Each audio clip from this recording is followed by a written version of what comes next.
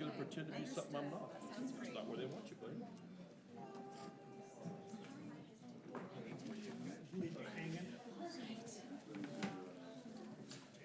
Hello, Mayor. Everybody seems to be. Oh, we never get to sit together. I love that.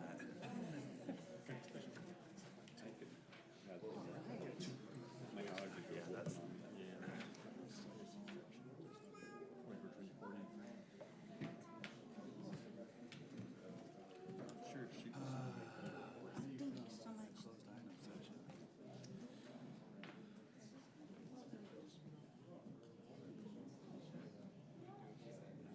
Jake, on the minutes, did you actually adjourn it? Young lady?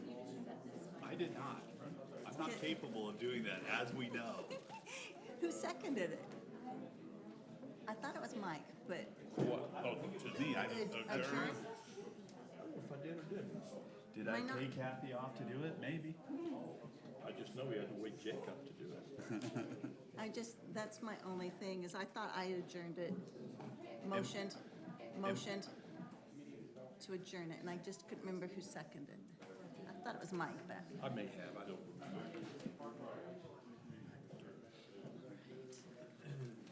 I guess I could look real quick. I guess Lowe's is hard to do this. I just saw that. I meant to look earlier. This year.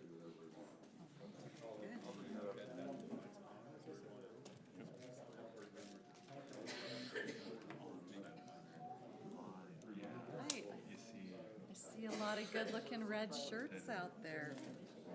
This is great. Yep, they're trickling in. All right, let me see if Adam's ready.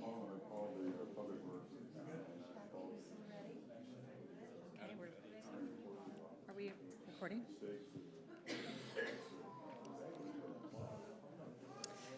All right. It's not very often we have a full room, but we sure love it and enjoy having this many members of our community here. Would like to welcome you to this evening City Council meeting here on May 15th, 2023 in our city chambers.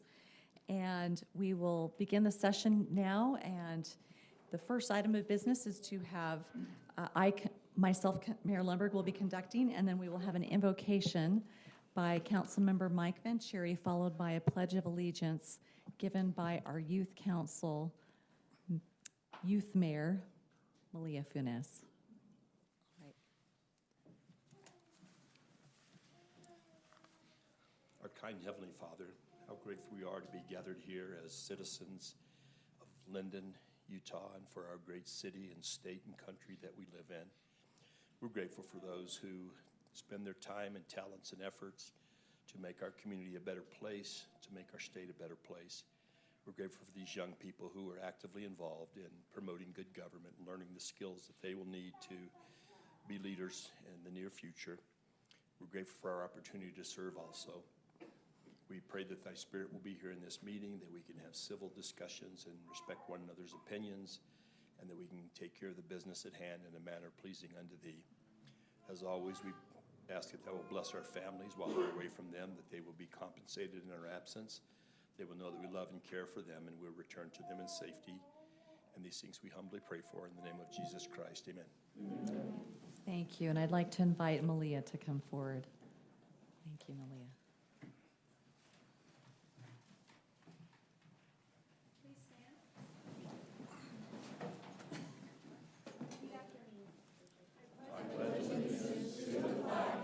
Of the United States of America, and to the republic for which it stands, one nation under God, indivisible, with liberty and justice for all.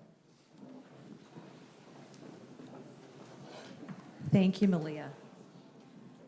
All right, we will now have a call to order of those council members that are here present this evening, and I'll start here on my right. Van Broderick, present. Jake Hoyt, present.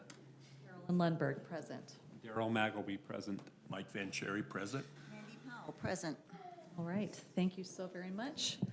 We are all here together, and we will now move forward to our presentations and announcements. And some of you may be here for, we are acknowledging some pretty exciting examples in the community of youth And the first thing that we wanted to present this evening was I would like to have Jamie Jensen stand. She is our Communities That Care Coordinator, Director for our newly formed Communities That Care Coalition, thank you, here in Lindon City. And so among some of the things that she is doing that are really quite fantastic in the community, Jamie, do you want to share just really quickly what the coalition's mission I is? kind of had a 6-month update since it's been about 6 months since we gained approval. Do you want me to just do that now? Okay. To have you on the microphone. Wrote up some highlights real quick since we've been about 6 months in. Okay, so in January, we had our key leader orientation. Many of you were able to attend that. We had over 50 people in our community attend, including every high school principal, the stake presidents, the bishops, PTA presidents, SEC members. We had a great showing of support. And then in March, we began our community board orientation, and this has led to monthly meetings. We meet every Thursday. Every third Thursday at 7 p.m., we have a coalition of about a dozen, 12 to 15 members. We do 30 to 40 minutes of prevention science training, and then we've started to look at trends and gaps and successes within our community so that we can begin looking for effective programs and outreach. In April, we did our first community event. We did the drug take-back event with the support of our police department, and we were able to collect over 100 pounds of unused and expired medications and safely dispose of those, which is a wonderful event. So huge thanks to our police department for being there and supporting. We had over 50 cars come through, and they were all very grateful for that. We've also been able to attend every PTA meeting in all of our Lindon schools, including Timpanogos High School. Over 60% of their student body lives in Lindon, so we've kind of taken them in our scope of concern. We've made connections with every principal and PTA president.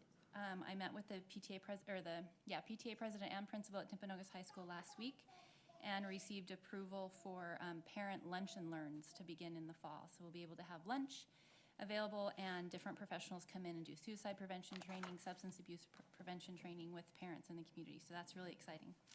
We also held 2 parent nights at elementary schools with over 100 parents in attendance to present the United Way Everyday Strong program in the last few months. We've had over 50 teens go through our coping skills class, and in response to feedback from parents, we've been able to lower the age of that class, and we have a summer camp, 2 summer camps that we have already 12 enrollees. So we're doing this new transition from elementary school to junior high camp to help the kids learn some coping skills. We've had 1 coalition member trained in suicide prevention, and 2 coalition members are signed up to receive child sexual abuse prevention training in June. And we are working with our school resource officer to bring the only evidence-based tobacco prevention program to our schools in the fall as well. So I'm very happy and grateful for all of your support. It's been a great 6 months. Are there any questions or information that I can help you with? Tremendous work, just amazing. So great that we're bringing this to the community, the resources, Yep. and all this amazing lot of great community preventative measures and resources for our families here in the Yep. community. Thank you, Jamie. You do such a great job. You have any feedback from the 50 teens that, Yeah, we do take surveys from all of them. All of the feedback is that they wish their kids could take it again in 6 months, which they would be welcome to. But they did see improvement. Every parent reported that they saw improvement in like breathing techniques or grounding techniques. They were able to have some language that they could talk to their kids about, and remember this, or let's count to 10, or something like that. One of the things that our teacher, our instructor Jillian's really good at is bridging the gap of what's happening in class with parent education as well, so that it's not just 1 hour a week of education, but the parents can back that up at home too. okay, good, So thank it's you. been a really great thing. All right, so the next coping skills, teen coping skills is coming It's up. the first week of June. All right, you still have room for the class? Yep. Okay, so anyone in the room here, if you're interested, it's a great, Yes. great class. Thank you. All right, now part of what Jamie is doing, she has a special, we're recognizing as part of the Communities That Care Coalition, we have a youth spotlight tonight. So we have 2 youth that we're going to spotlight, and I would like to invite Miss Brielle Funes to come up here.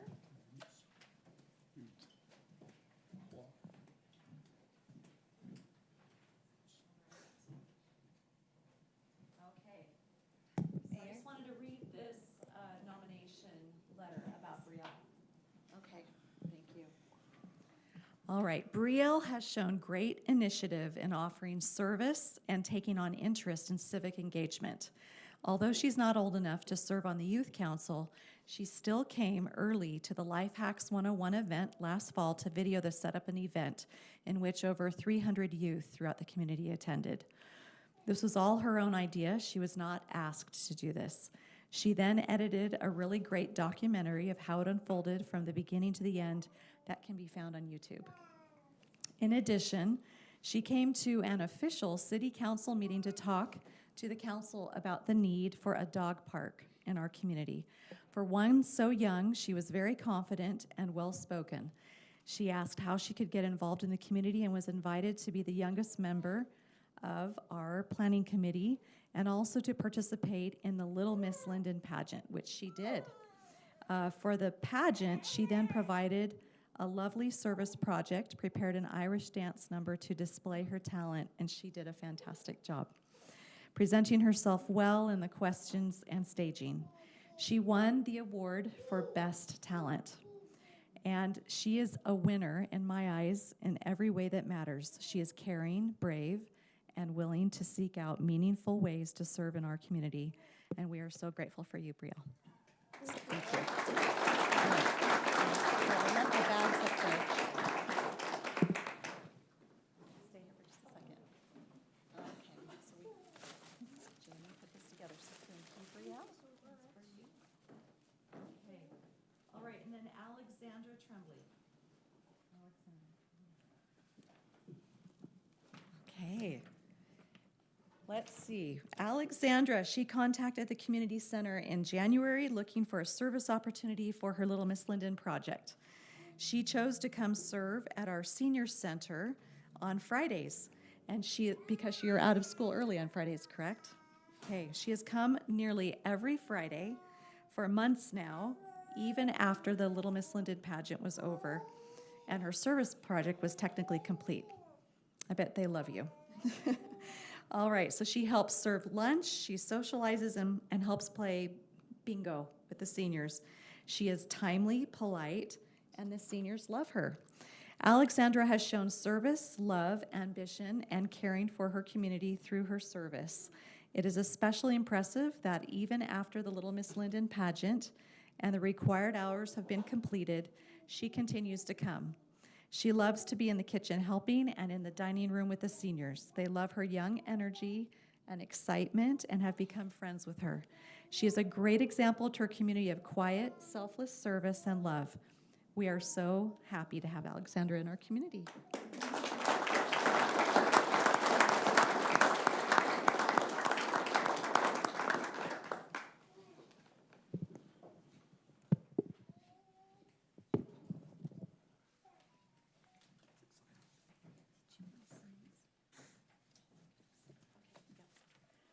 All right.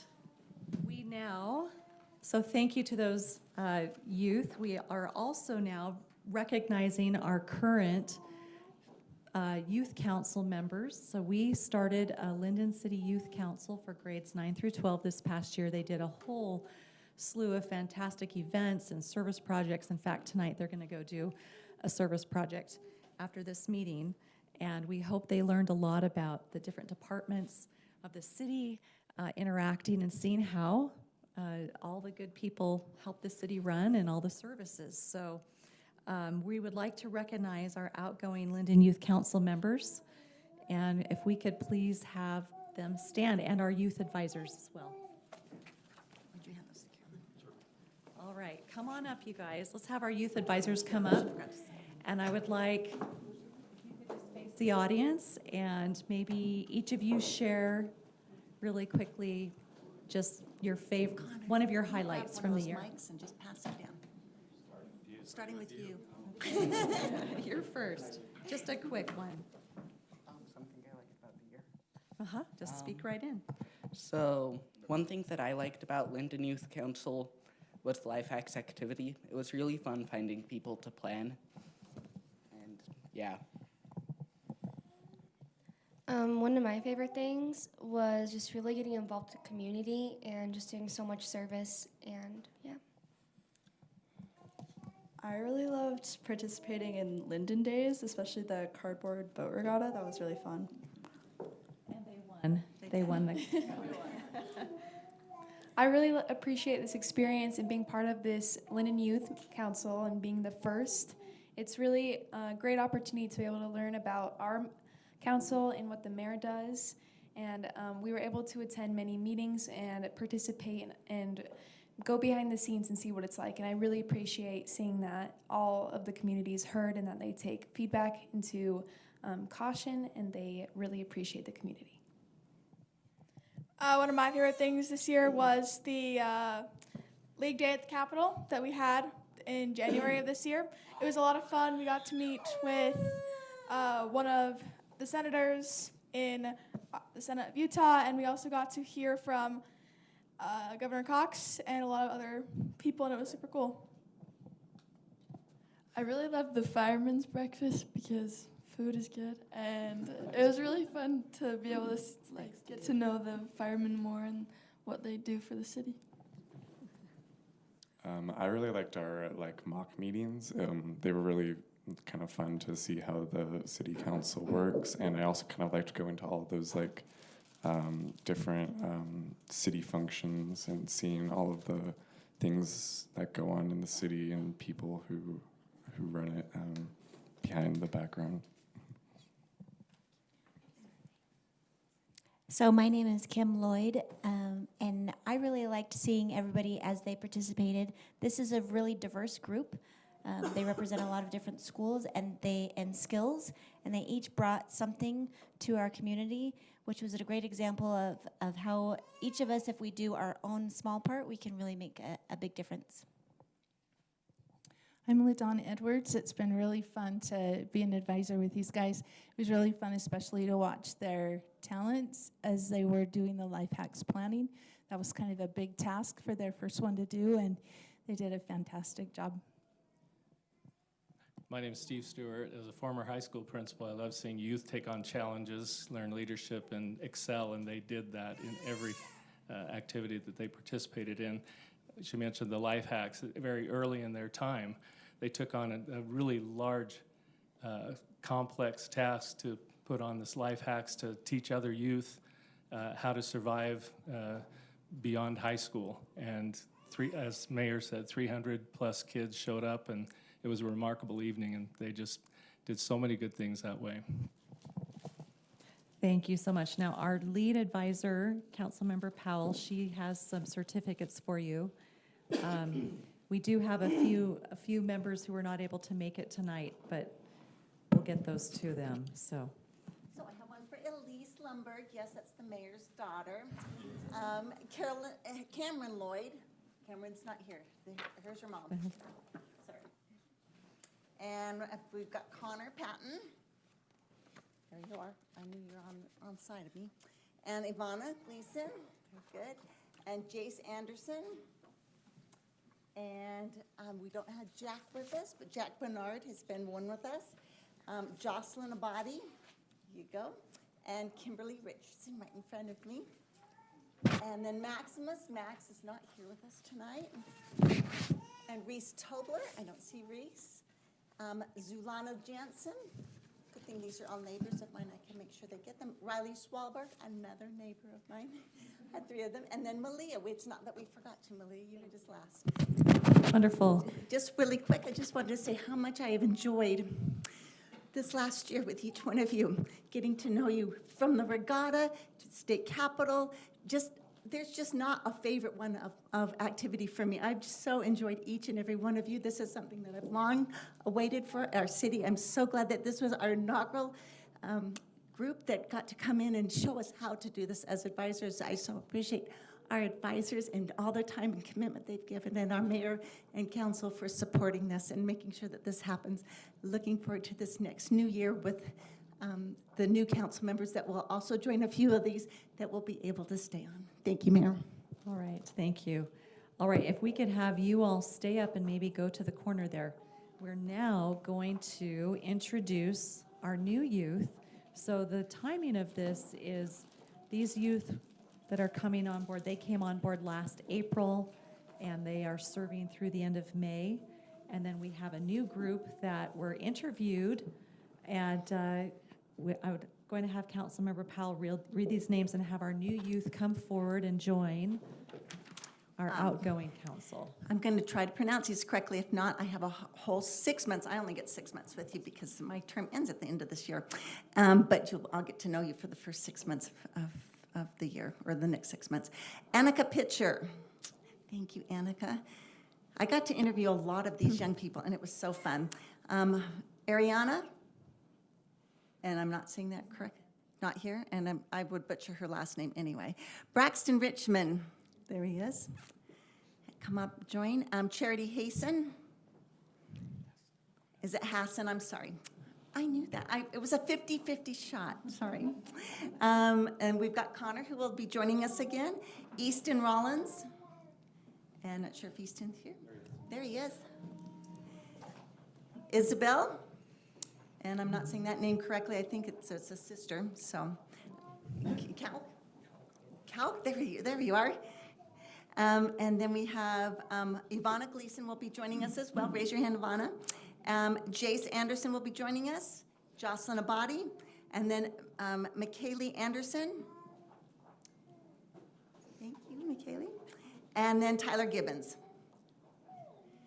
So let's give a round of applause to all of our new members.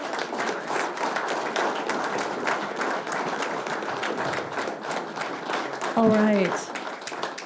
We are so grateful for these youth willing to serve. So we would like to get a group picture. If I'd like the council to come line up behind, and let's get you guys all to come in close together, if that's all right, really quickly. Back, short ones at the front, you know how it works.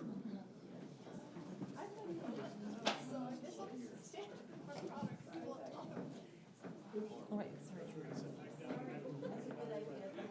Great work.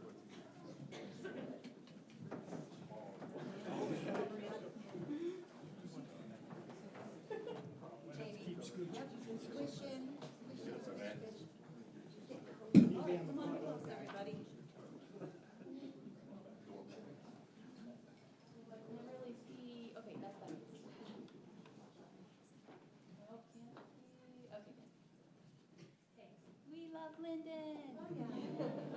Or anybody say it. Come on.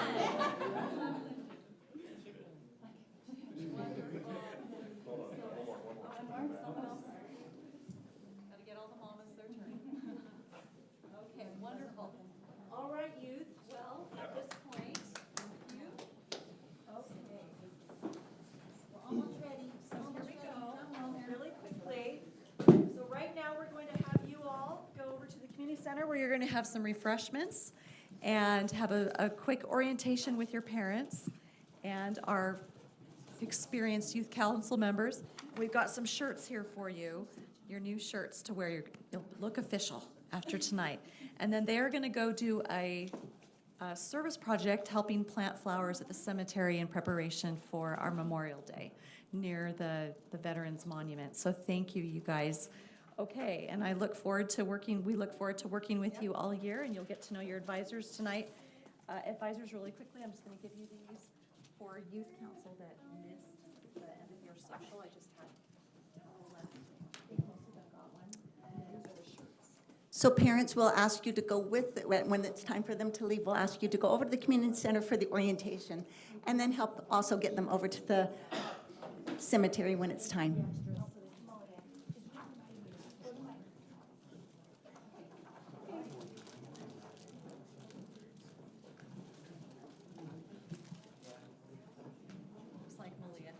Sorry, I just wanted to add something. We are so grateful to be part of Lindon's first youth council, and we really thank the mayor for putting all her effort in and all the advisors in the council. And we put together this gift for you, and we are so happy and we're so grateful for this year.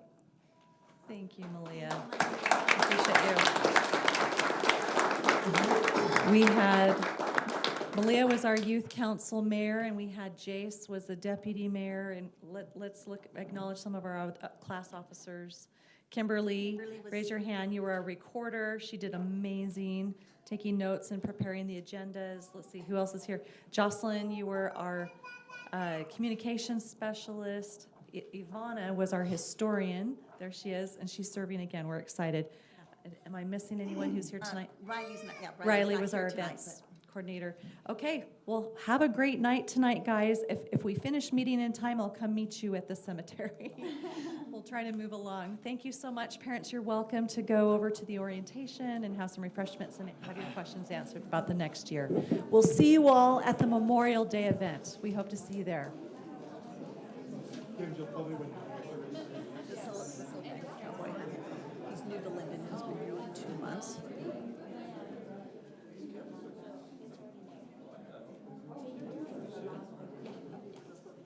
All right. Okay. We are now happy to see our smiling Pleasant Grove Lindon Chamber of Commerce president there in the back. I'd like to invite Eric Jensen to come forward. Okay. All right, we're looking forward to our annual membership report here and plans and objectives through the next year. So we'll take it away. Esteemed Mayor and Council, it's good to be here. We had someone call us that last week, so I just wanted to try it out. So yeah, like it. It's good to be here. I just rolled in from Idaho, and Utah has better weather, so it's always good. It's always windy in Idaho. First of all, I want to say thank you to a council member who served on our board and is continuing to serve on our board. Mike, thank you. He's been a tremendous asset to our board, and so I just wanted to say thank you for that. Jake doesn't count because he counts for the bank right now. So, yeah, right. Yeah. So anyway, thank you. We just hit our 200th member for the chamber. When I took over after the audit and everything, we had 79 members about 4.5 years ago. So we've made some improvements, and it's for you to know that I've got it written down here. Our 199th member was Rustico. Our 200th member was someone who's building over by Home Depot. I don't know who that might be. Might have an idea? Kia. Yes. I'm super excited because I own a Kia, and now I don't have to drive through, I'm sorry, the mess of Main Street of American Fork to get over there. So I'm excited. And then next week will be another someone we've been working on for probably forever. The first part of the name starts with Wall and ends with Mart. So, okay. So good stuff is happening in Lindon City. We just finished our golf tournament. It was so close. You lost the trophy by 1 stroke. No, we needed to defend our title. We're going to blame it on Mike. He was busy doing something else. Okay. He's your ace, right? Juan's awesome. Juan's awesome. So we're going to get 2 teams for Lindon next year, and we'll see what we can do. I don't want to take up too much of your time because I want to see Mayor plant some flowers over at the cemetery. So that's kind of what's going on. We have during the summertime, things slow down a little bit for the chamber, right? Everyone's out doing their vacations and things like that, but we're working hard for you.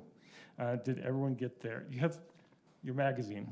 Hopefully you got that. There's some great articles about your community in this magazine, what's going on past and coming up. Lindon Days. It happens on, I don't want to cheat and look in the book. I can't remember what the date. August 5th. Okay. That's the quick report for you.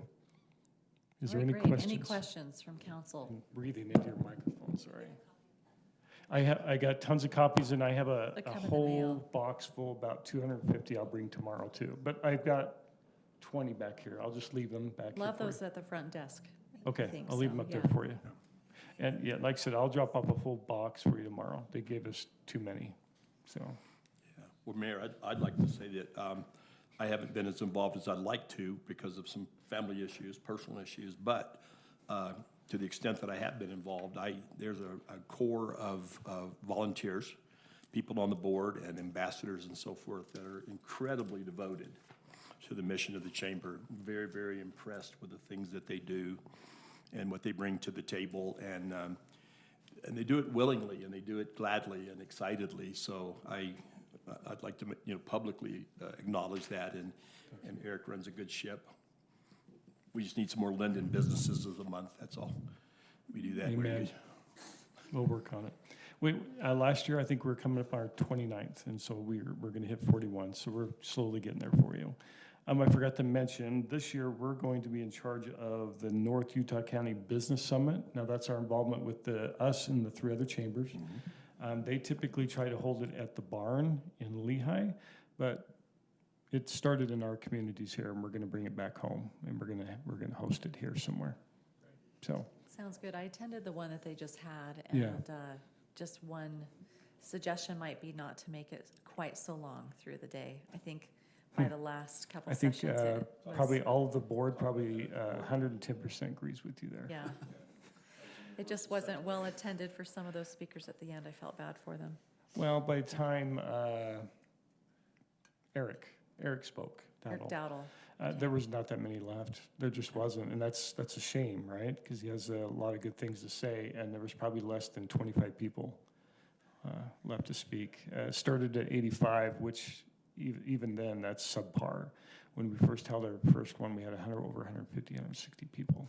So there's a lot of work that I think we could step up and do it from 9 to 1 and have fewer speakers, but more content with those speakers. So that's where we're heading. Sounds great. Now, business of the month. I've heard a couple things bantered about. Maybe we do 2 businesses every month. We do 2 Lindon businesses a and month. Okay. Correct. Yep. All right. Yep. All good. And as We have far- one in the house, right? Yeah. Yeah. That's So- right.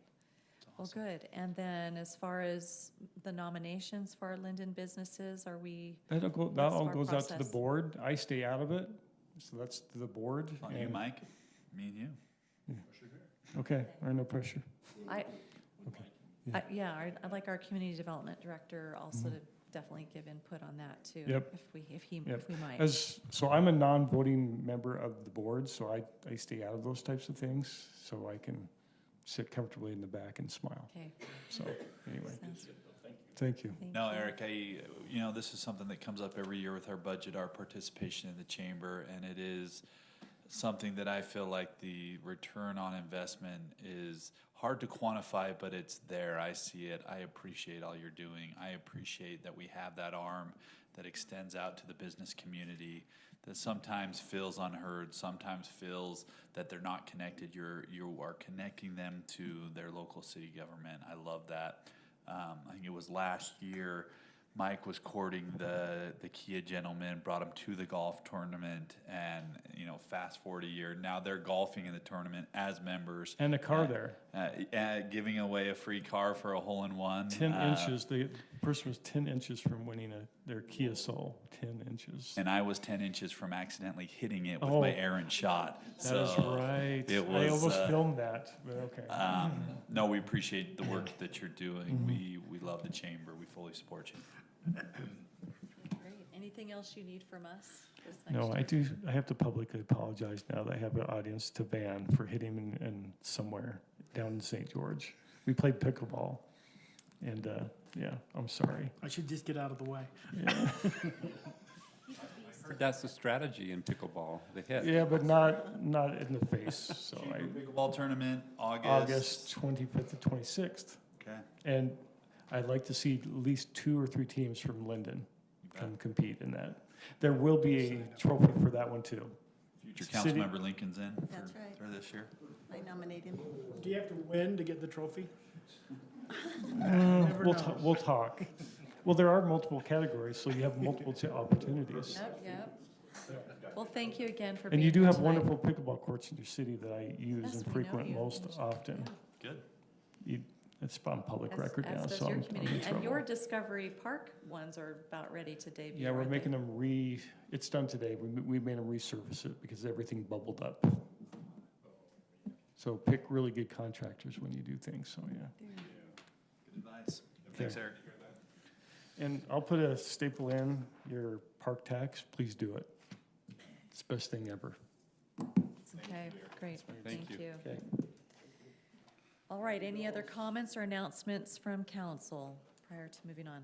Okay, we'll move on to item number 3. This is open session for public comment. So if we have anyone from the public who would like to make a comment in regards to something that is not on our agenda, we'd like to welcome you.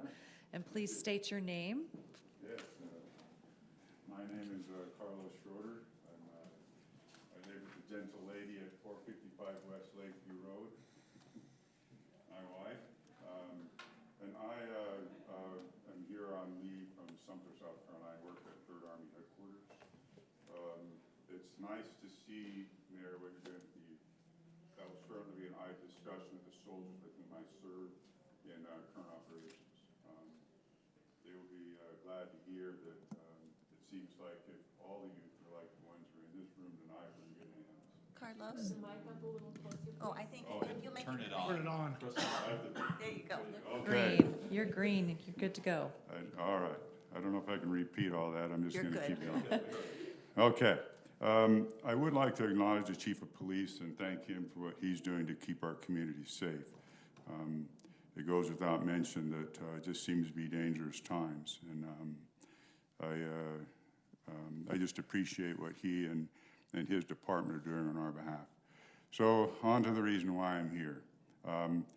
My wife sent me some pictures of some shipping containers and what looks like a construction or a commercial zone behind our property.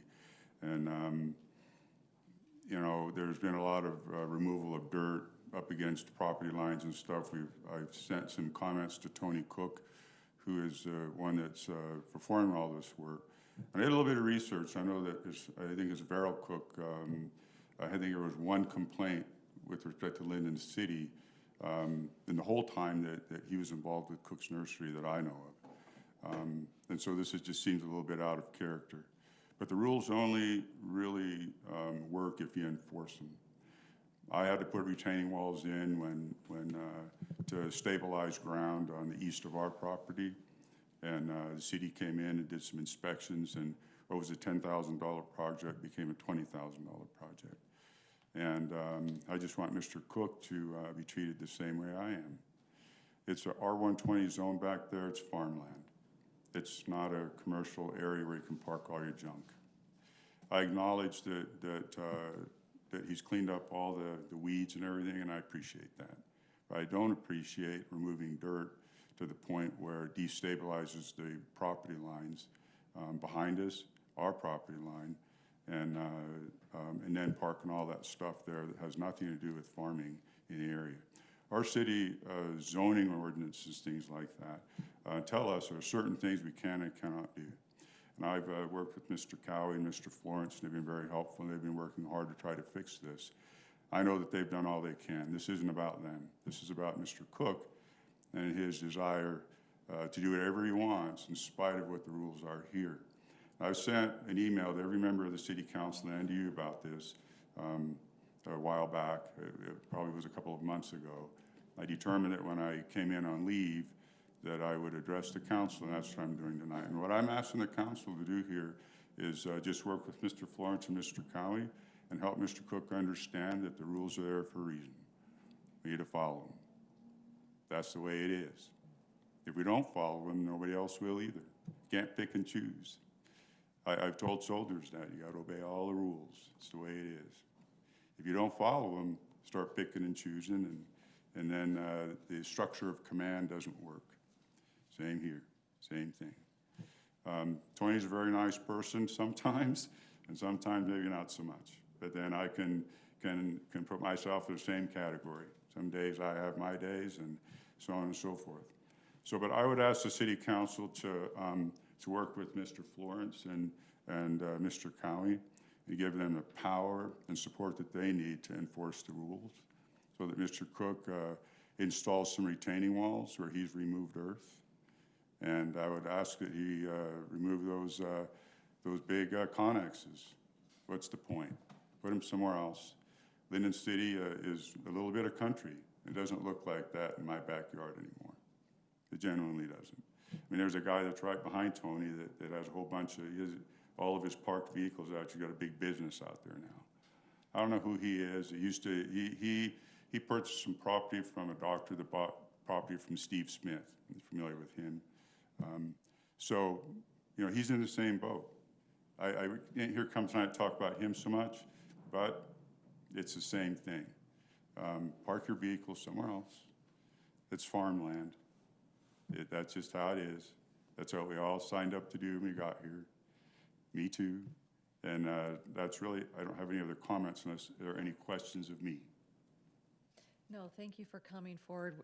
We are aware of the situation, and we, as you say, we do fully support staff to work with them and, you know, help bring understanding or help mitigate some of those things that are going on right now. And we understand it's a tough situation It for is. the neighbors right now. I know that there's some talk about working out some kind of a deal with the farmland that's in front of our house. And,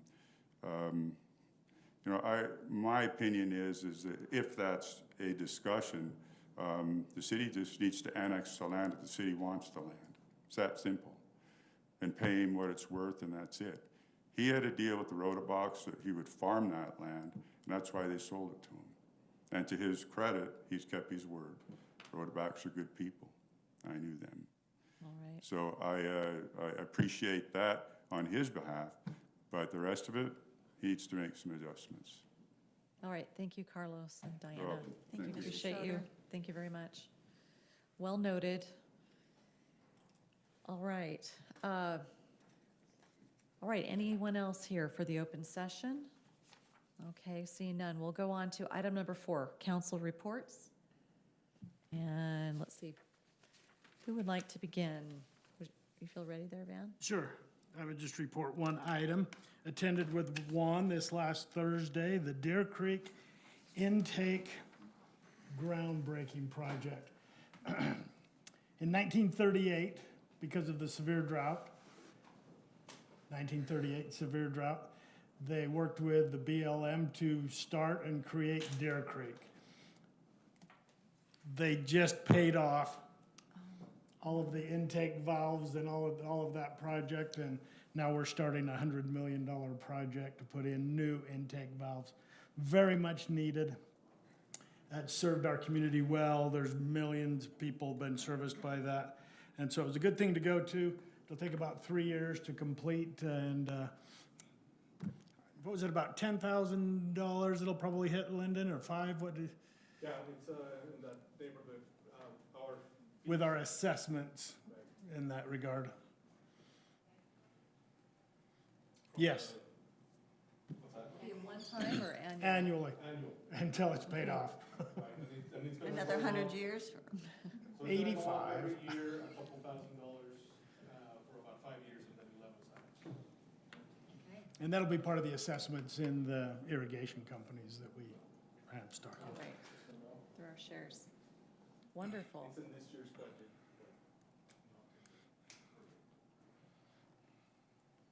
All right. That's it. Thank you. Thank you for your service on our water boards and issues, Van. Absolutely.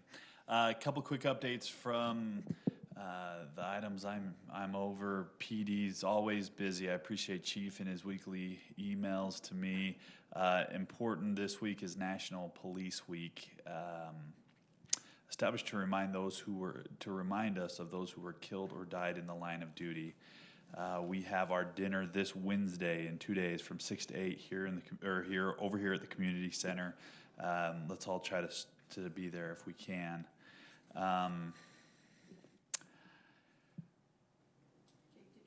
RSV, is it too late to RSVP?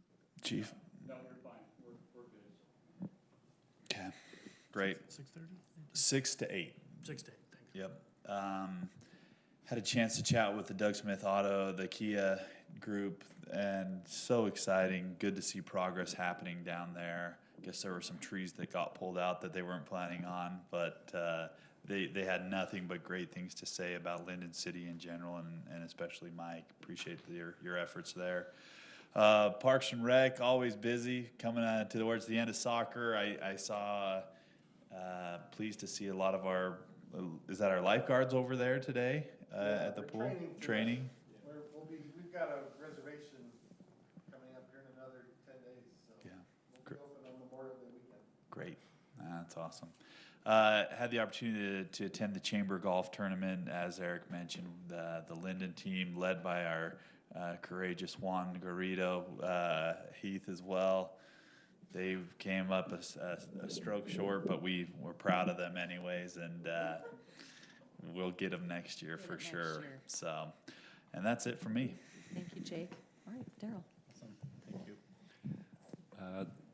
His staff is working hard on Lindon Days, and we meet next Monday. I thought it was today, as I showed up to attend a meeting and had the wrong week on my calendar. So I've got it on my calendar for next week, and I'm assuming we probably met our budget.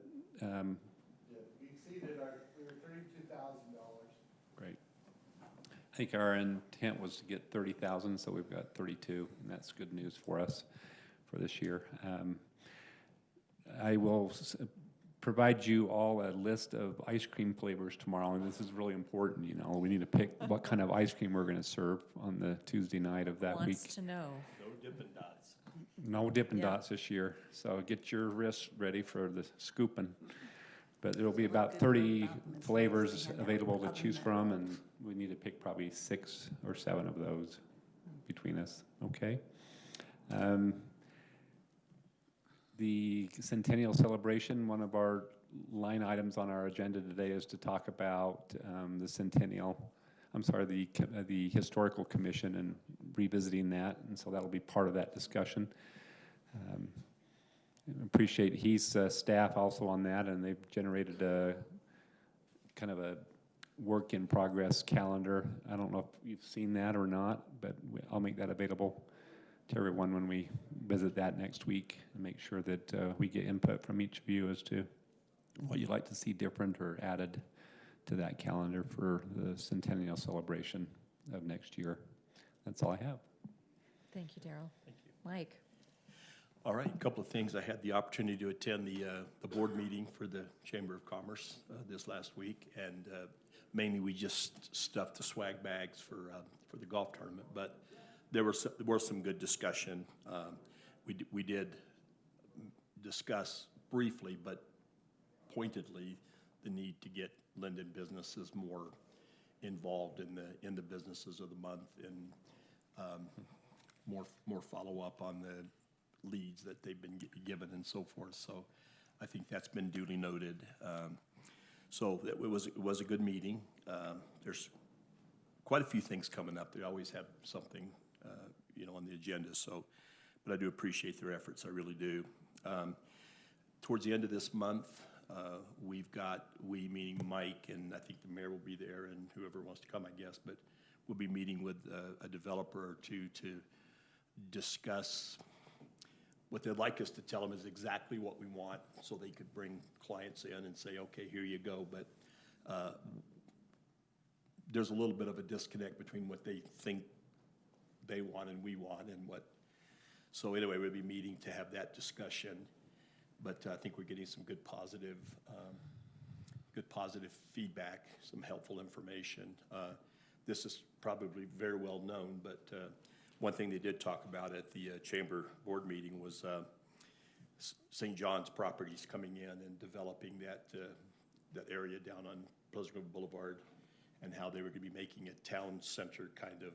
They called it something else. I can't remember what it was called. Not a town center, but a promenade or something like that. Grove Center. Grove Center? Grove Center in Pleasant Grove. Yeah, but the ask is for 1,100. And 55. 1,155 apartments. Luxury homes. Luxury condos, yeah, but yeah, and so the question I asked was, well, are you going to give it to them? And they said to be determined. But anyway, it'll be interesting to see how that affects us and what happens there. So more to come on that. North Point Solid Waste Special Services District. We've had some retirements. We've had our landfill, the construction demolition landfill director out at Fairfield resigned, and so we're in the process of interviewing. And for Wednesday, we have interviews for the 2 finalists, so we'll have something there with that continuity. So we'll have some continuity. We won't miss anything. Still negotiating with the town of Fairfield on some issues that they've brought to our attention and that we brought to their attention, so that works out pretty good. And then just replacing people who are retiring. We've had a number of people retire, but things are going well. It's a smooth operation, good board members, so don't see anything. Again, we're working on our RFP for our master plan for the renovation, renewal, upgrade of the transfer station. So again, that's down the horizon a little bit, but something that you'll be made aware of, and I think you'll be pleased with what you see. It's definitely going to make a lot nicer, more aesthetically pleasing place than it is right now. So, and that's all I have, Mayor. Thank you. Thank you. Councilmember Powell. Yes, I just have a few things. Of course, a lot of that's under my assignment. I walked out the door here a little bit earlier, and they're over at the community center. So grateful for all of the efforts for our both our advisors and our outgoing and incoming youth council members. Wonderful group. We got to do some really good interviewing the last couple of weeks, and even gone on a last-minute one, and the young man was here as well. So it was just fun to see all the new faces, and looking forward to getting to know them. Kelly Johnson, our emergency management specialist, has informed me of a few things that I thought I'd bring to your attention. This just kind of behind her, she did do some training for the Great Utah Shakeout, or whatever, the earthquake.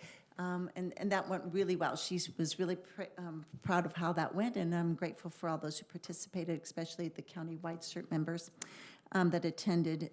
She also wants to let us know, and I'll speak more to this in the coming month, in June 24th, she's opening, there'll be a shelter, a mock shelter basically, that'll happen at the community center in conjunction with, let's see what she said, the Red Cross and the Southern Baptist Disaster Relief, and multiple jurisdictions is what she's told me, that will take place on June 24th, and there'll be some more details coming about that. Just really excited about all the things that she works on and she works so hard at, and we're grateful to have her.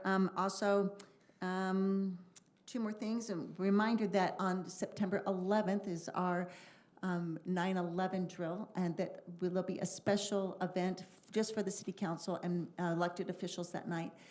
So there'll be some special training, so make sure that's on your calendar. I know it's kind of the end of vacation time sometimes for others, but make sure that you're there if possible. And there will also be a dinner, it says a special city council dinner on September 11th. And then just as an FYI, along with the youth council, Kelly is working with the HACS 101, and that will be in November. That's all I have to report. Wonderful. You all are so on your A game. Thank you so much.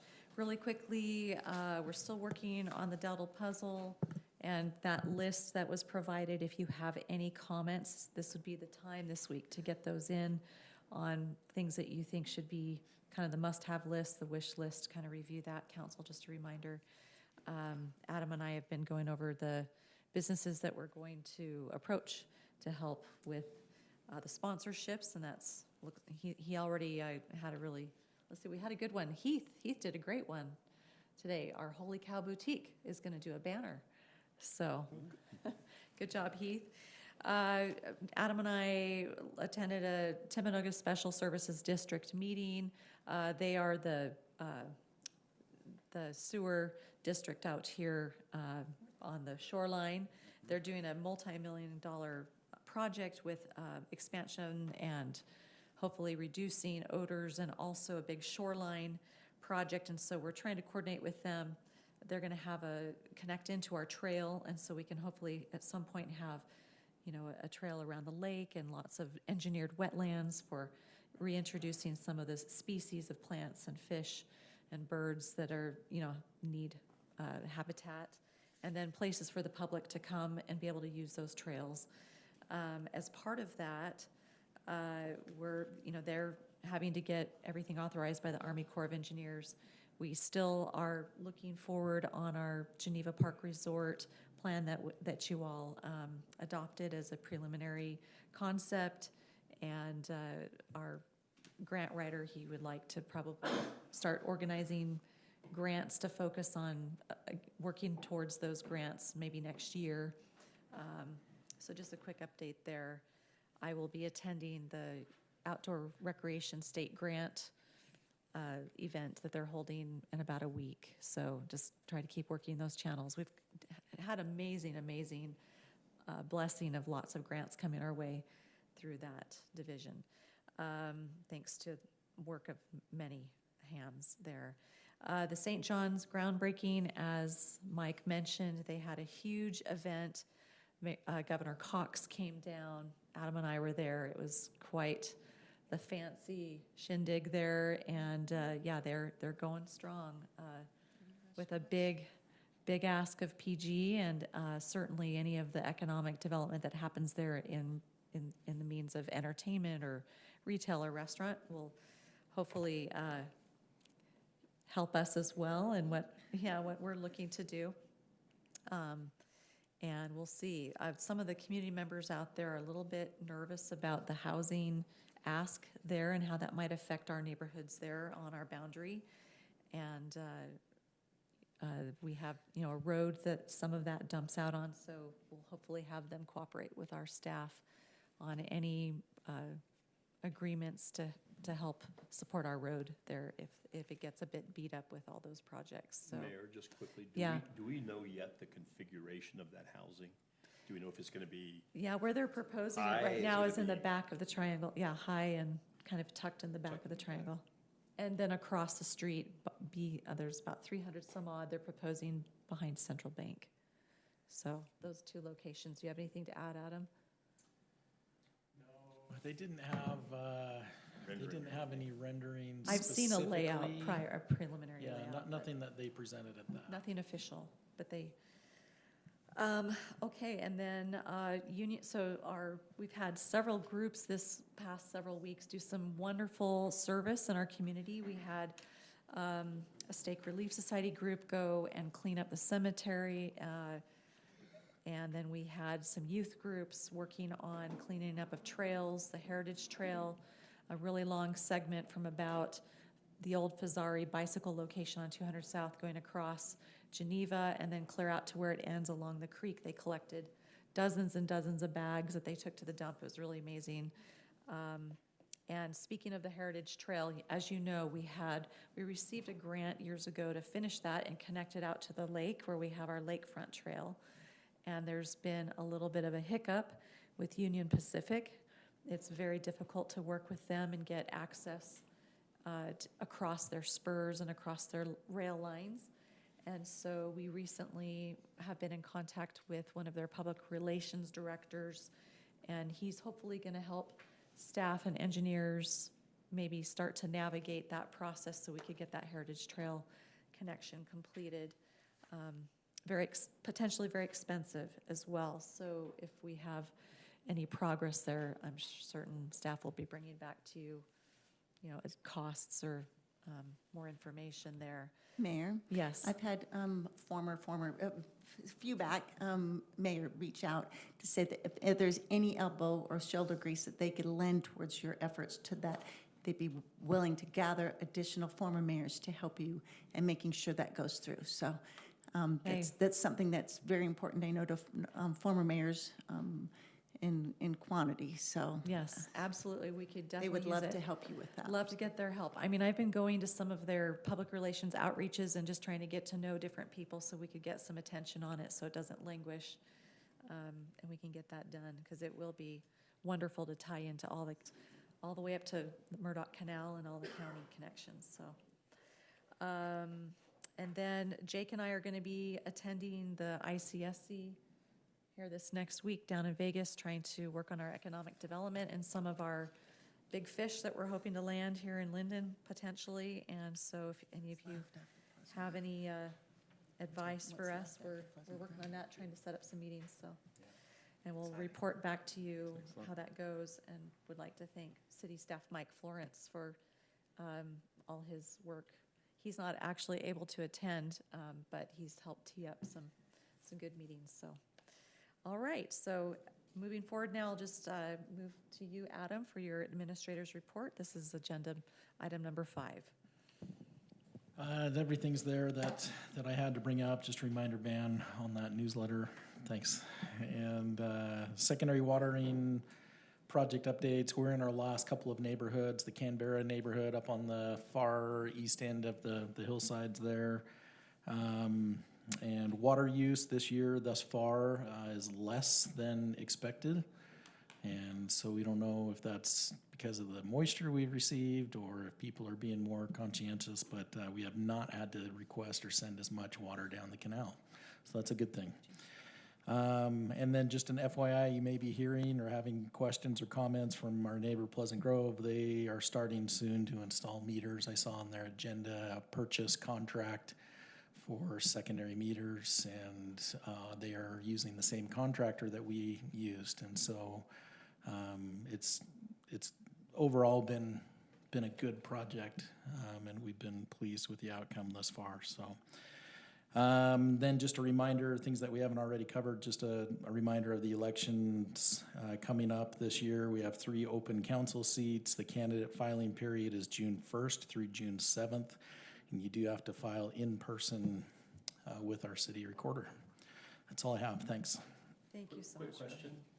Where are we on the Fellowship Baptist plan? So this is a crazy twist that happened on this, Mike. I'm glad you asked. The Fellowship Bible Church is technically owned by Lindon City, the I structure. thought it was just the ground, not the building. And so but- my recollection wasn't correct. I thought that we had paid them for the value of the building, but we actually own that structure.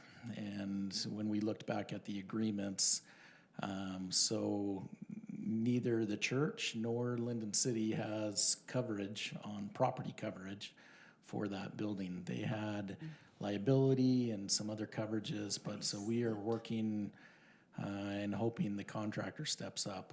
And so we know who caused this, and they've been informed.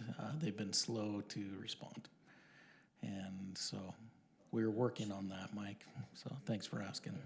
Adam, there were 2 flooding events from the secondary water meterings in my ward, in my neighborhood. Was that widespread throughout the city, or was that pretty isolated to that area? They were flooded by the meter installation or something else? Yeah, apparently he had his own stop and waste valve. It was removed by the secondary, and then the water was left on. They had some drains on. Okay, we have had 3 of those incidents where they have filed claims against the city, and I don't know if we can discuss that in an open session at this point, where they haven't been resolved at this point with the insurance. They've been referred to our insurance company, but I could probably catch you offline. Yeah, let's go offline. Let's chat offline. That'd be great. Okay. And Mayor, could we, is there somebody that could update us on any potential or upcoming flood problems or potential problems? Juan was here a moment ago, but Yeah, to my knowledge, Randy, we're in decent shape, knock on wood. And so we had a scare in one area for a time being, and that has Still doing lessened. okay? There's still some groundwater seeping in some areas, but it hasn't reached any neighborhoods to our knowledge. Okay. And the ditches that we have in town appear adequate Everything looks thus really far. good, but- So, yeah, again, knock on that desk really hard. So, but we're fortunate we don't have a river or a significant creek or anything that has homes or businesses along it that has traditionally flooded, other than some of our problem areas that we experience. And so, interestingly, a lot of those flood incidents that have happened, like on the main ditch, those have been in the summer or fall when we've had irrigation water has topped that ditch off, and then we have a huge thunderstorm on top of that, and the stormwater enters. And so we have not, to my understanding, had significant floods in the winter or spring. It's usually been in the summer or fall. I want to understand, we're still at less than 52% of the snow melt off, so we're still. Still some ways to go, yeah. Still some time to go. Thank you. Yeah. One other thing, just quick, can you remind us, not necessarily now, but how do we tie into the new secondary meters so we can monitor what's happening? yeah. We will be working, Juan's got a plan to roll out that, It's a cool those one. directions. It's Yeah. a new app, even from when ours was installed Betas, last year. yeah. Okay. And so that is coming, that should be much, much better, Okay. that Juan was pretty excited about, so. We'll roll that out soon, so. Yep. All right, great questions. Okay, thank you, Adam. Item number 6, this is the approval of the minutes. Council, do you have any changes or additions? I had one, we kind of discovered late here today, and it's not on the YouTube. I checked because we were in a closed session, but we went to leave the closed session, and I made the motion to adjourn, It was not Jake. Jake made the motion to leave the executive, or the closed session, and I seconded that, so that's correct. But whatever was at the end, I adjourned. We think it was Mike that did the second. I think so too. Thank you so much, Kathy. I miss a meeting, you fall apart. I know. On ending it. That's the way I remembered it. And I did check YouTube, but it was not there. What a legacy. I'll make a motion to approve the minutes of May 1st, 2023 as discussed. All right, we have a motion by Councilmember Magley. Second. Okay, second by Councilmember Hoyt. Any further discussion? Okay, all in favor? Aye. Any opposed? All right, that is unanimous. All right, item number 7, this is our consent agenda. We do not have anything tonight, so we will move forward to item number 8. This is a public hearing. I know some folks are here waiting on this. Thank you for your patience with all the busyness we had tonight. This is the landscaping ordinance updates, and we will be reviewing the changes here, and I'd like to invite I make a motion to open a Mike public Morris. hearing. Thank you. Okay, motion by Councilmember Broderick, seconded by Councilmember Powell. All in favor? Aye. All right, we are now in a public hearing. And I'm sure, Mike, I'll let you go ahead and kick off why we're doing this tonight. Yeah, great. Thank you, council members and mayor. So this evening, we're presenting to you a draft water-wise landscape ordinance. As you're very aware, Central Utah Water Conservancy District has let us know that for our residents to receive rebates or for the city to fulfill agreements with them, then they want us to pass this water-wise landscape ordinance. The Planning Commission took 2 meetings to review this, and their recommendations are highlighted in the staff report. They also, since that time also, as I reviewed the ordinance again, I took out the irrigation requirements. There were some specific things like SmartWise controllers, very specific to those things. We'll probably add that to a landscape handbook instead of having it in an ordinance form. So Central Utah Water Conservancy District has basically 4 requirements, and those are listed here. One, and this all applies to new construction. Staff has added a section in here that this would also be applicable to commercial businesses where they're tearing out more than 50% of their landscaping due to voluntarily doing that, then these water-wise landscape ordinance would apply. Or if they're redeveloping the site or adding building additions that would reconfigure their landscaping, then they would comply with these requirements as well. But for Central Utah Water Conservancy District, they have these 4 requirements: that we don't allow lawn in areas more narrow than 8 feet.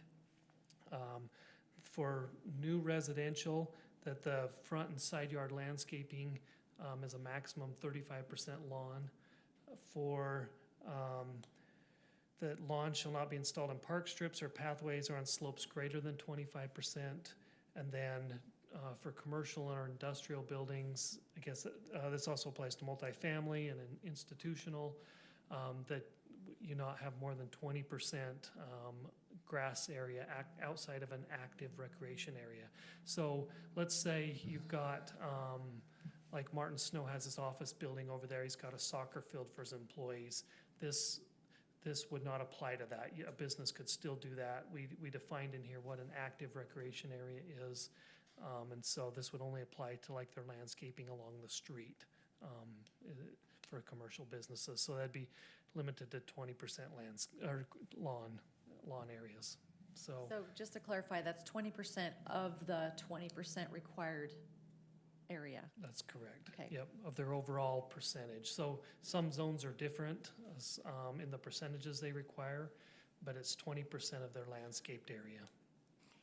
But to be clear, these these guidelines are only apply when someone wants to take advantage of the rebates. I understand that this is an ordinance, but these are put in there because if they follow these guidelines, they can take advantage of the rebates and the, Yeah, so let's say incentives. an existing homeowner here in Lindon wants a rebate on a controller, irrigation controller. So we have to adopt this ordinance for new construction for Right. our existing residents to receive an available rebate. So they have rebates available for controllers, for toilets. Sod removal. Yeah, they've got some front yard landscaping that they will help out with as well, Okay. so. How do we propose to disseminate the information once we pass this and goes into effect? Do we have a plan to, Yeah. the newsletter, I'm sure, the website, but Yeah, mainly since this applies to new construction, this ordinance, well, every time there's a building permit issued or certificate of occupancy, we will give them a letter about the landscaping requirements. Right. And then as far as the rebates, I think, yes, we put that, social media and the newsletter, those types of things. So, a couple other things about the ordinance. Let me just go to it really quick. We added some definitions in here. We also went through the different land use sections or districts that call out lawn and just made a reference to this ordinance. So for example, our parking lot landscaping requirements, we took out the words grass and we just referred to the Waterwise Landscape Code. Same with, for example, the residential business overlay district, the commercial zones, those types of things. So everything refers back to this. Let's see. I think that covers a lot of it. There was some recommendations by Central Utah Water Conservancy District that we included in here, such as the 3 inches of mulch, then plant selection that they're suited to the microclimate and soil conditions of the project. So kind of how this will be used is when a homeowner will submit a landscape plan to the city. We'll make sure that it meets these minimum requirements of the square footage, and then we will sign off on it for them. Thank you so much, Mike. Really quickly, one of the things that I'm a little bit concerned with, I mean, I know we're spelling out here that 30% may be bark mulch, lay, but what I'm seeing is sometimes it's just converting to all rock.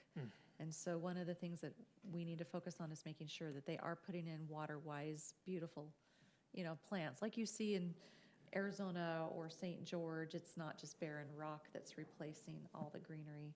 If I read right, it's to include irrigation in that Yeah. section still, so, and then 50% plants in that section.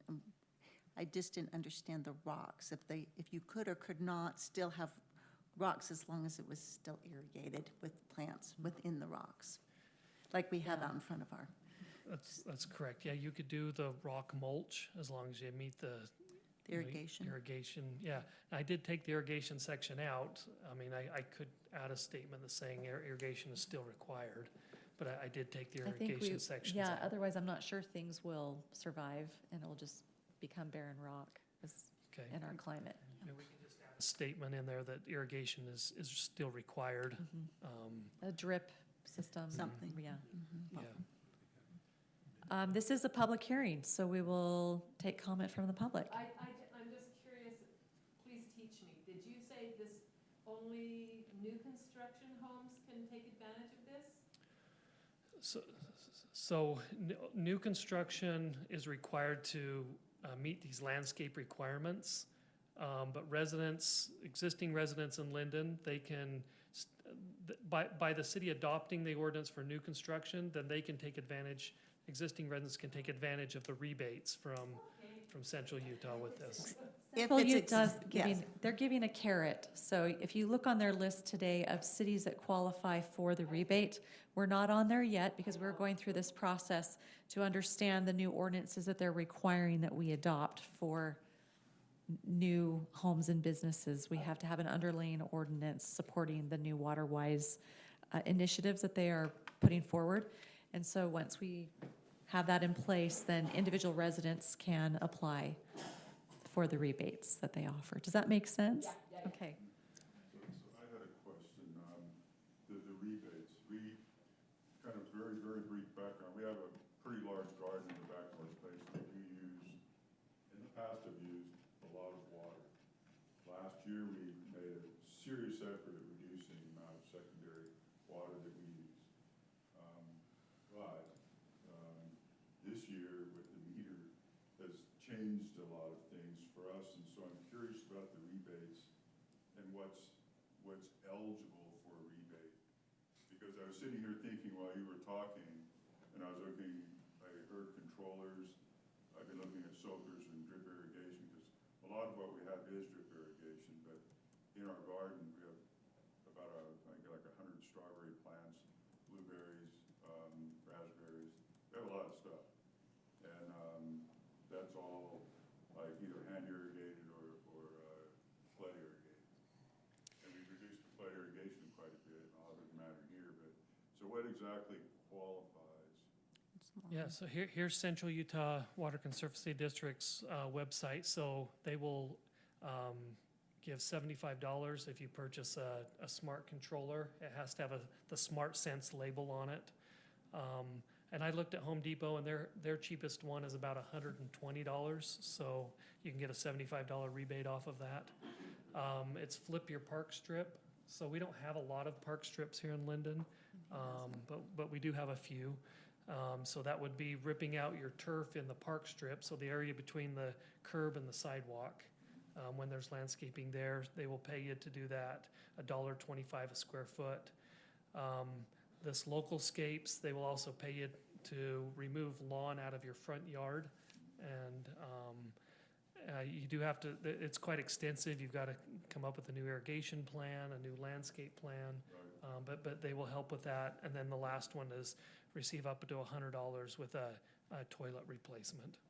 So will they cover if we put soakers in and change the way we water our strawberries and raspberries? And if it's in the backyard, they may not. This is mainly applicable to the front yards. Oh, okay. But they may help. They would help with a smart controller if that helped you at all. Yeah, absolutely. A real bit helps. Thank you very much. All right, any other public comment or questions? All right, I'll bring it back to you, council. Any questions or comments for staff in regards to this ordinance? Would you like us to close the public hearing? Are we okay? Yes. I'll make that motion if it's so needed. How's that? Okay. We have a motion to close the public hearing by Councilmember Powell, seconded by Councilmember Vanchery. All in favor? Aye. Okay. All right. Are we ready to adopt the ordinance, or do you have any further questions? I guess I have some, well, I'm very excited to be able to always watch our water use. I do have concerns about entities requiring or asking or anything into our business, whether outside of education. So to me, this is the potential for a slippery slope of the requirements or the asks. When I looked at all of the data on this, I felt like there's a lot of hands in the pot. Like I have to have, I'll ask Mike, who's the one that's approving the plan? Is it not just the local script, as I was saying, looking that it had to have existing lawn in before you have it replaced? So somebody that might have tried to, during a water conscious thoughts last year of, trying to downsize the lawn that was being watered, then they tried to cut back on that. We know that's not, cannot be applied for this year or under this grant. It seems a little bit arduous to get through, or a lot of hoops to get through this. And so I just wonder about the benefits on that. But I'll ask you, the question is, who approves the plan? Is that, is that the Utah Water Conservancy District? So for new construction, we would approve that plan. If it's someone that wants a rebate, then that would be through Central Utah. Okay. And then one of the other things I noted is that it said in order to get an occupancy certificate that the landscaping needed to be done, if it was going to be done by the contractor or the developer, from what I understood, from what I read. We've taken that section out. Okay, Because, just confirming that. yeah, that should not be in this version. Okay, I just wanted to confirm that because I wasn't always catching that. Sometimes I caught it and sometimes I didn't. Yeah. And then, Can I follow up on that? yes, please. Is that not what page 24, item 8 says? Because it's in red, that's That's what's going away. Sorry. State, Which one is that again? some state Yep. legislation that came down. On page in regards to 24. that, this last session.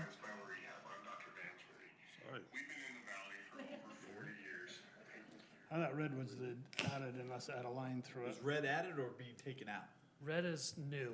Yes, unless it's Yeah. stricken out, Yeah, it's scratched out. but it's not, it's, so there was, Page 24, item 8, there at the bottom.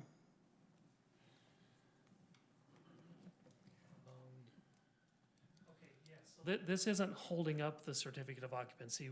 This is something the planning commission added. That they want within 1 year to have your landscaping installed. completed and with then- a 6-month And then a extension. 6-month extension. So this isn't holding up the certificate of occupancy. This is just saying from certificate of occupancy, you should have your landscaping installed. So if there is not a developer or contractor that's involved in that, I mean, does our ordinance then cover the fact that regardless, once you pull a permit, that the developer or the contractor that is involved in it, what if it's a homeowner? So you can only Same hold up thing? a certificate of occupancy for life safety and welfare issues. You can't hold it up for landscaping. And so I sent this to Ivory Homes, this draft ordinance, and that was something they told me very clearly to go to state law and review, and we could not hold that up, so. So from what I understand, anything that the state may do that is stricter then comes into place or has jurisdiction over, then that takes precedence over whatever it is that either this program or the Utah County Water Conservancy District is asking for. Trying to watch my words. That's correct. Is that correct? But the state seems like they're working with the water districts on these 4 main points. Okay. And I appreciate the conservation that we're doing. I do. 100% appreciate all the work that's gone into this. I have a hard time with the state coming in and telling us what to do within our own jurisdiction, which they love to do. And everyone knows how I feel on that. So I'm just expressing my opinions, thoughts, and concerns. Don't know where I'm really standing until we hit the vote, but hey, that's where I'm at with this. What's the penalty on line item 8 if that's not done besides the 6-month extension? And my understanding from the league meetings just recently was they did not want this in there, so I don't know if you've consulted. I haven't consulted with the league. I was just going off Not the. just the league, Oh. but with the water agency, Central Utah Conservancy District. So this one is the part that kind of had me thrown a little bit. Yeah. What we would do there, Van, is this would just be like any of our other zoning regulations, that if it's not within the time period after pulling the C of O, then we just treat it, we'd send out the notice and say, hey, you're not in compliance with the ordinance, you've got so much time to come in, let's work out a plan, get the landscaping in, and if they don't, then we would go through that process, just like we would with a nuisance or something else like that. So if some neighbor has built their house and hasn't done anything towards landscaping, we would send them a letter. Asking. This won't hold up a bond then? No, not at all, not at all. And as of this last legislative session, we can't require developers to bond for landscaping. That may be the part Right. that I was referring to. This is just, hey, you need to get your landscaping in. Which puts more burden on us as city staff to track that and. I know. And it that's would the be hard part, enforced is what the probably state like does. we enforce our nuisance ordinance right now. So you could argue if I haven't put my landscaping in, I'm using a whole lot less water than if I put in some landscaping. You definitely could. You definitely could. Planning Commission definitely wanted to see some ability to try and help if your neighbors are just a dust bowl and it's really not looking great. They would like to see something some ability for the city to come in and say, hey, you need to do something there. So that's where that came from. With I see what they're saying, I'm just not sure I'm there on that. Yeah. Don't like government requiring you to do things. Well, we typically do, in the past, we've had for certificate of occupancy, certain requirements to have finished. So Of landscape? For landscaping, for commercial. residential, we have not. Not in residential, but commercial we have. Yeah. Commercial and industrial. I know some cities do that, Mapleton, and, and they've held bonds in the past too. That's why I sold my Mapleton. All right, any other questions, You ready council? for a motion? Okay. I will vote, I don't like 8 in there, For the residential portion. yeah. And if we take it out, are we no longer qualified under No, the This This is- isn't no, central, this this isn't a isn't- central Utah correct. request. And we Or could requirement. modify it to only apply to commercial if you wanted to take that approach as well. I know a couple of commissioners have felt like they've seen new single-family homes go in the last few years, and, you know, it just, there hasn't been any landscaping or any attempt, and so this was their approach to try and do something to encourage that. One other thing before you make your motion, did you, if you wanted me to consider adding some language about the irrigation? Yeah, I'm just worried about back in everything dying in the rock and not, if there's not a water plan, a drip plan in there. We can Defaulting cover to that with a barren. simple statement that irrigation has to be installed with the landscaping. Van, would you be more comfortable with it if it had a longer lead time, or is it just the principle of any requirement at all that you have an issue with? Yeah, as I try to, most people are anxious to get their yard in, and so they do it when they can afford it. And the reason they don't do it immediately is because they don't have the funds typically to do that. Obviously, if you take these things out, then it can be abused. I don't know if we have things of, obviously of maintaining weeds and dust control already. Do we have that?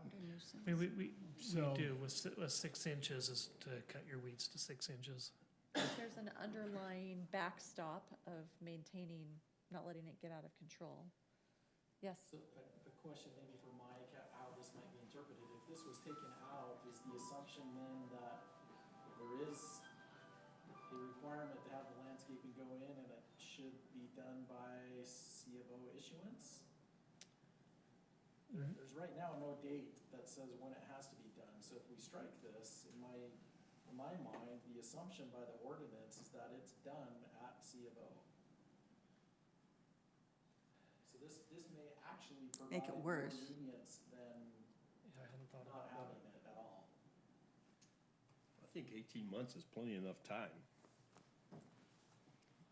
I guess that's a really good point, because, CUWD, what they want is some plan reviewed, right? I mean, we're water-wise requiring plan. the plan to be submitted with the building permit for new construction. So we would look at it and say, yes, this meets the requirements.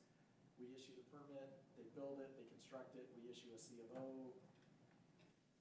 But the ordinance doesn't say when that landscaping has to be done. So my assumption, having glanced through this, would be if we don't have number 8 or something to that effect, that it's required to be done at C of O. We don't have a bond in place to require that, but if we've issued a building permit and this is one of those standards to be met on the permit, then I think we're at enforcement if it's not done. That's my interpretation. Yeah, I think that's a good point. For me, when I look at all of this, I think my conundrum is the fact that if we're requiring somebody to put it in and all they end up doing is putting down some sprinklers and some cheap sprinklers and some grass seed, then we are circumventing, or we're not doing the right thing conservation-wise. So they're just trying to meet that. I'd rather give them time to be able to come up with a good landscaping plan. I'll quote Mayor Dane at one point. He said, "We can't legislate ugly." And it's just like we can't legislate trying to make people do the right thing all the time. And so trying to make sure that we do out the gate the right way is what I'm hoping for. I'm not saying it's the wrong way, it just doesn't set well with me at this point. More time is the answer there? Again, I don't like the requirement of the legislation, but I want to make sure that if we're going to do this, that, I don't know. I guess I have a problem if we end up on that list. Is that a good or bad thing? You know, are we succumbing to the powers that be that are telling us what to do versus us just knowing what to do? Does this still dictate our grants? That's the part That's that. another. That's really what I was gonna mention, is it's not just these grants. It's not just the rebates. It's the grants we've potential already grants. are doing. For the Yes, for the pipeline. pipe and for the secondary meters. Yeah, and in, We in have- the future, in the past, we've had over $1 million in grants from Central Utah Water Conservancy District. And they've indicated that all future grants will require cities to have these types of standards. So where is that? Is that just something they have expressed to us, or is that in a document that? In the document that we approved. Water minute In the for the water agreement that was meter? signed, yeah. For the, not For the meters, but pipeline. it was for the PRA connection on 400 North. To change North Union. It said that we will work in good faith to adopt these standards. And I know So then number 8 becomes even more paramount to the me then. Fongs that just stepped out, they are keen to access the rebates for their property. So I know they were interested in this agenda item and so that. I've Lindon had a City- couple other And residents there's come in as quite a few well. residents that are asking when We they don't can necessarily qualify. like it, but it's certainly, in my mind, a small price to pay for, to be able to have access to those. I mean, we are being held hostage in a sense, but it's a small price to pay, in my mind, to have access to potentially $1 million, if not multi-million-dollar grants and/or programs. So that's kind of the way I view it. And I would imagine, just like our other, we'll act in good faith, that most people will be good stewards of following through, and there's only rare instances where someone doesn't, and so staff isn't looking to be driving around and policing this and, making a difficult thing, but on a kind of as needed or complaint basis, I would imagine, then we'll address it, so it won't be something we're looking to pick on people about. Our half-acre density plays into this as well, I remember looking to put in our landscape, and I think we were probably 18 months on our side yard, so I probably would have been out of compliance in that scenario. We were young, it's expensive, But you had no desire to not landscape. but of course it was our goal, and it was enough, it was scraping up the money to do so. I don't mind adding more time there. I don't know if there's a time where you get more comfortable. Does that screw us up to make that a? Yeah, this is not a Central Utah. Yeah, if we put maybe a little more in there just to. What if? Oh. Question, if they're filing for an extension and it's a 6-month extension, do we have a problem with if they are actively applying for that extension, that means that they're aware? Does that preclude them from continuing? I mean, up to a certain point, there's going to be a rare person who takes advantage of that in an inappropriate way. Yeah. But I think if they're, I don't like, I guess, maybe the 6 month, because it always depends on the time of year. It might be. The growing period, right? It might be a 1 year minimum for an extension, because again, when you move in, when you need the extension, it could only leave a 2-month window. And Randy, the way we would enforce this, it goes back to what we drafted in our zoning enforcement code, which talks about a 28-day period to come in and work out a plan to come into compliance. Okay. And so we do this all the time with the dance studio over here. They were given lots of extensions. It was almost 2 years of working to get them, because there was a lot of expense that we were asking them to put in those utilities they were installing. But Challenges of we worked very contractors. well with them, and Yeah. that's the same type of process that we would be using, thanks to our code enforcement section that you guys adopted.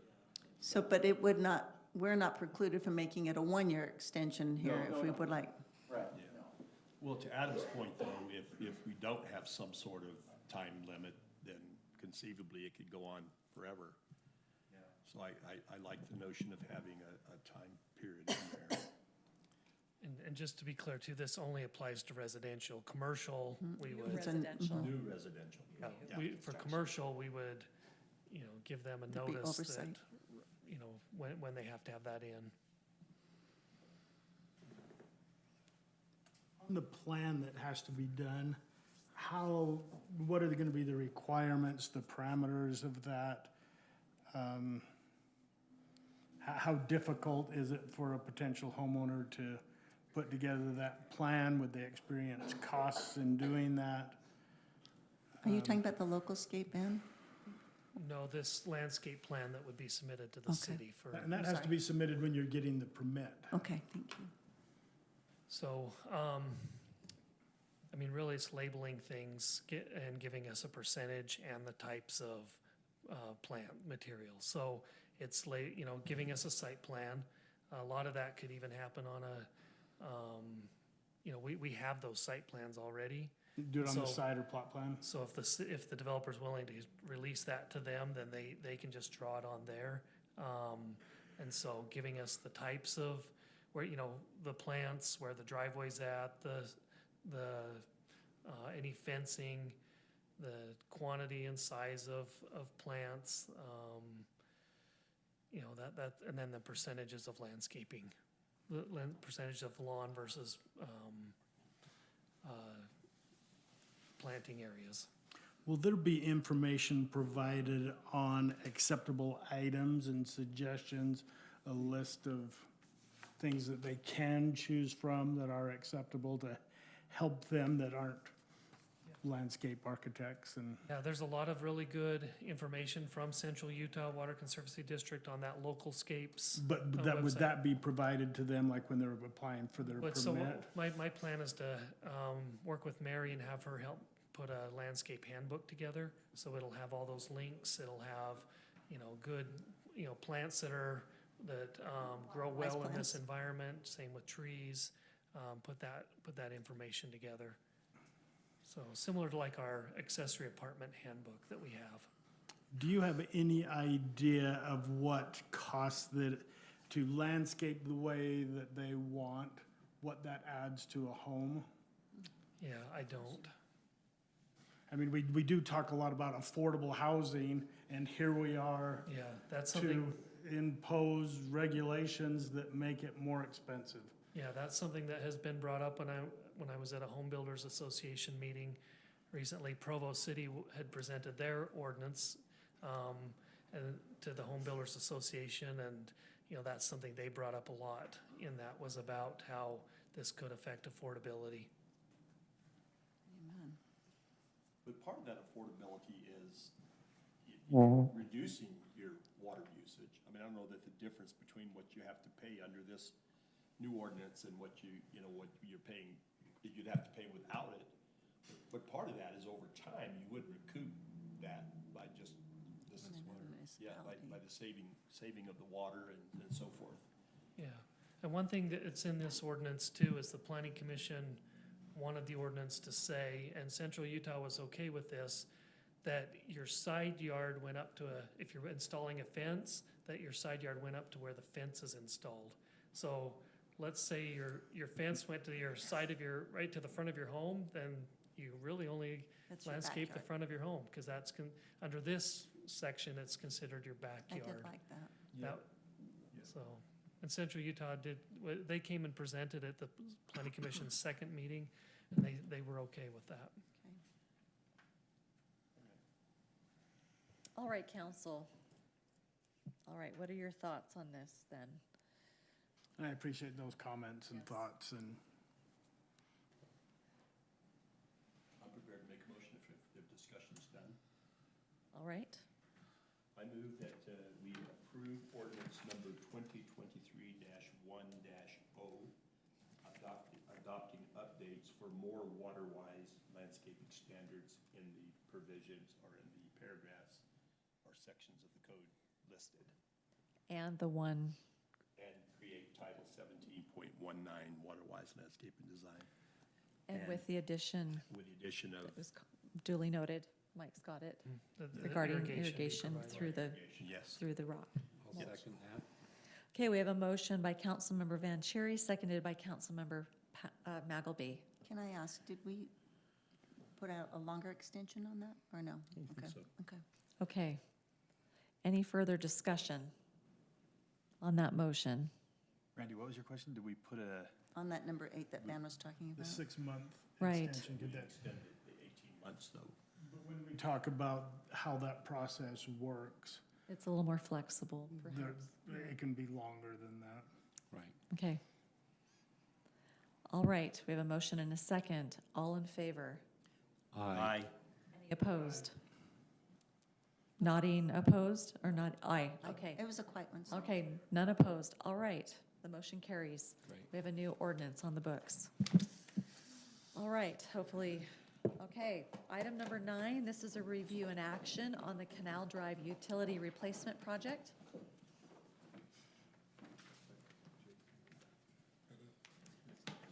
Let's break. Thank you, Mayor. So this is just, if I could jump ahead a little bit and just give you the location on this. The city, if you look at this map that's provided in your staff report, we bid out a project for replacement of water line and water services between Center Street on Canal Drive, between Center Street and just a little bit, let's see, just a little bit south of our border. And then there was another segment just up the road on 400 North. This project consisted of replacing the water main on that roadway and then also replacing the service laterals that connect to each existing home.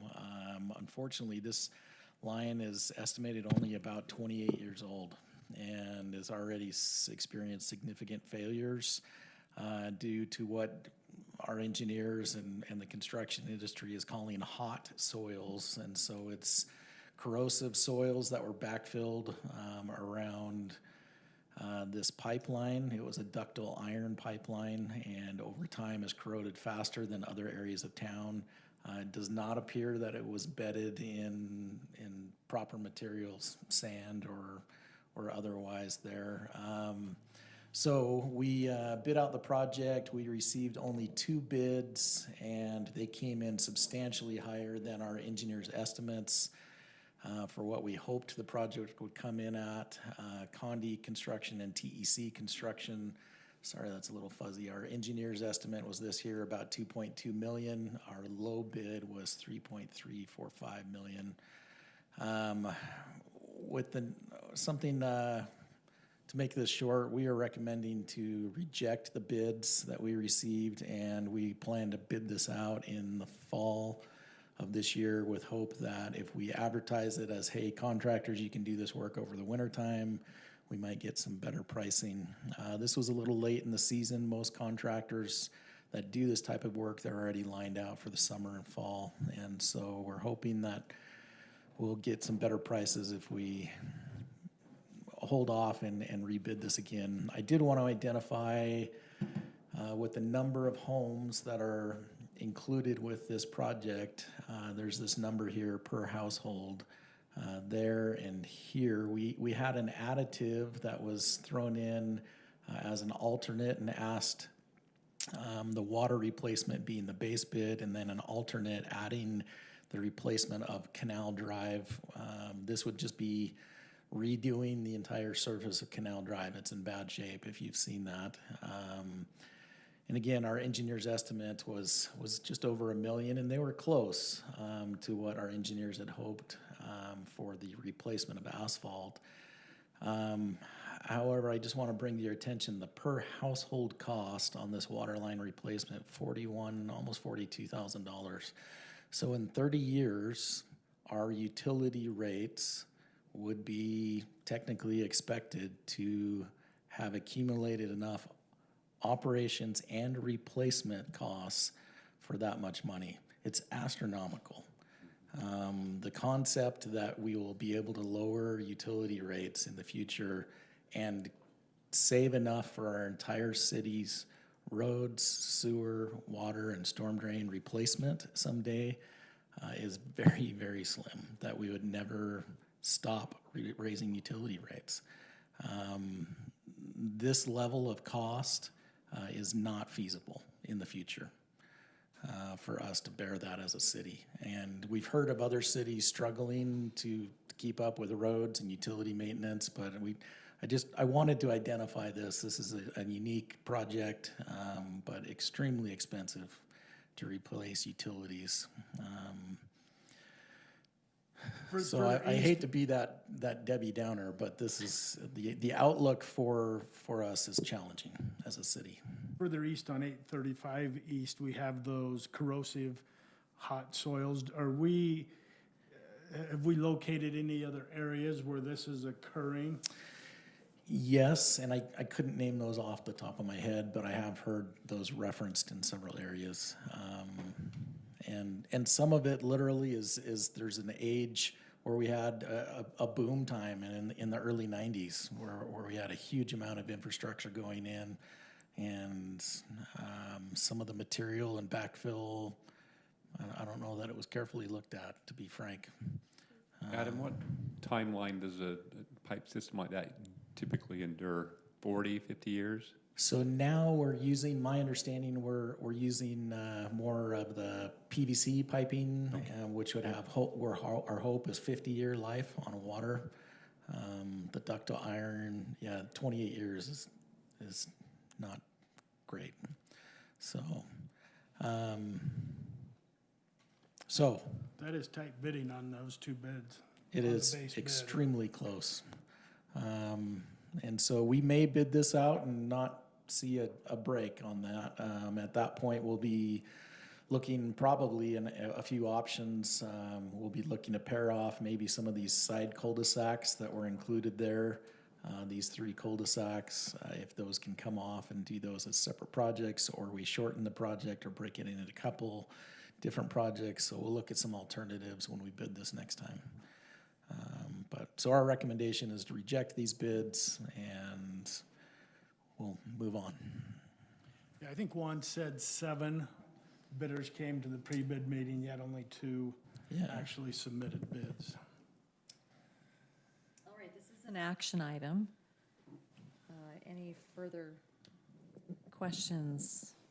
All right. Seeing none, I'll make a motion, Mayor. Thank you. I'll move that we reject all of the Canal Drive utility replacement project bids as presented. I'll second.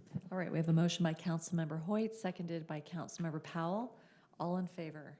Aye. Aye. Any opposed? All right. Thank you for that recommendation, staff. All right. So I suppose we will see some bids in the fall, hopefully. Yeah, we'll to bid this out address again. this again, kind of circle back on it, so. All right, item number 10, this is a discussion item. And to discuss kind of the roles of our Historic Commission, Tree Board, just to kind of give a little background. As you know, our Historic Commission has been an amazing number of individuals that have served. 2-year terms, that consecutive terms. Similar to like a planning commission, it's an appointment by the council. And we have an underlying bylaws and ordinance of what their purpose is in the community. And as we are looking at, from time to time, as we always do with various aspects and committees in the community, we sometimes going forward have different needs and look for ways to better serve. It was originally conceived that with our 100-year centennial, that perhaps there could be a centennial committee that could help with some of the planning, but our Parks and Rec has really done a fantastic job coming up with many robust, brilliant ideas and activities. And so with that in mind, the Historic Committee never really got fully stood up yet. It was kind of a matter of discussion that they would perhaps cover some of the historic activities through the centennial, but also be a supporting role with the different centennial things. And so now we're kind of looking at maybe pivoting from that concept initially based on various feedback that's been had, that maybe we just go ahead and stand up our official historic committee again and have them serve in that capacity, and want to discuss just among ourselves what we'd like to see them accomplish vis-a-vis, tree board, maybe changing up some of those duties and responsibilities between the two groups. So I don't know if anyone else, staff, wants to add to that at this point, but.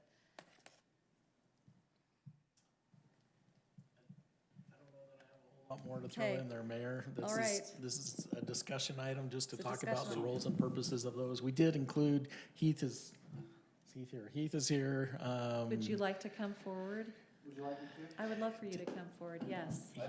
Included a draft of some of the proposed centennial activities and events, and maybe some of these could fit within the scope of the tree board or historical commission. So I think that's part of what was intended to be discussed. And so there's a couple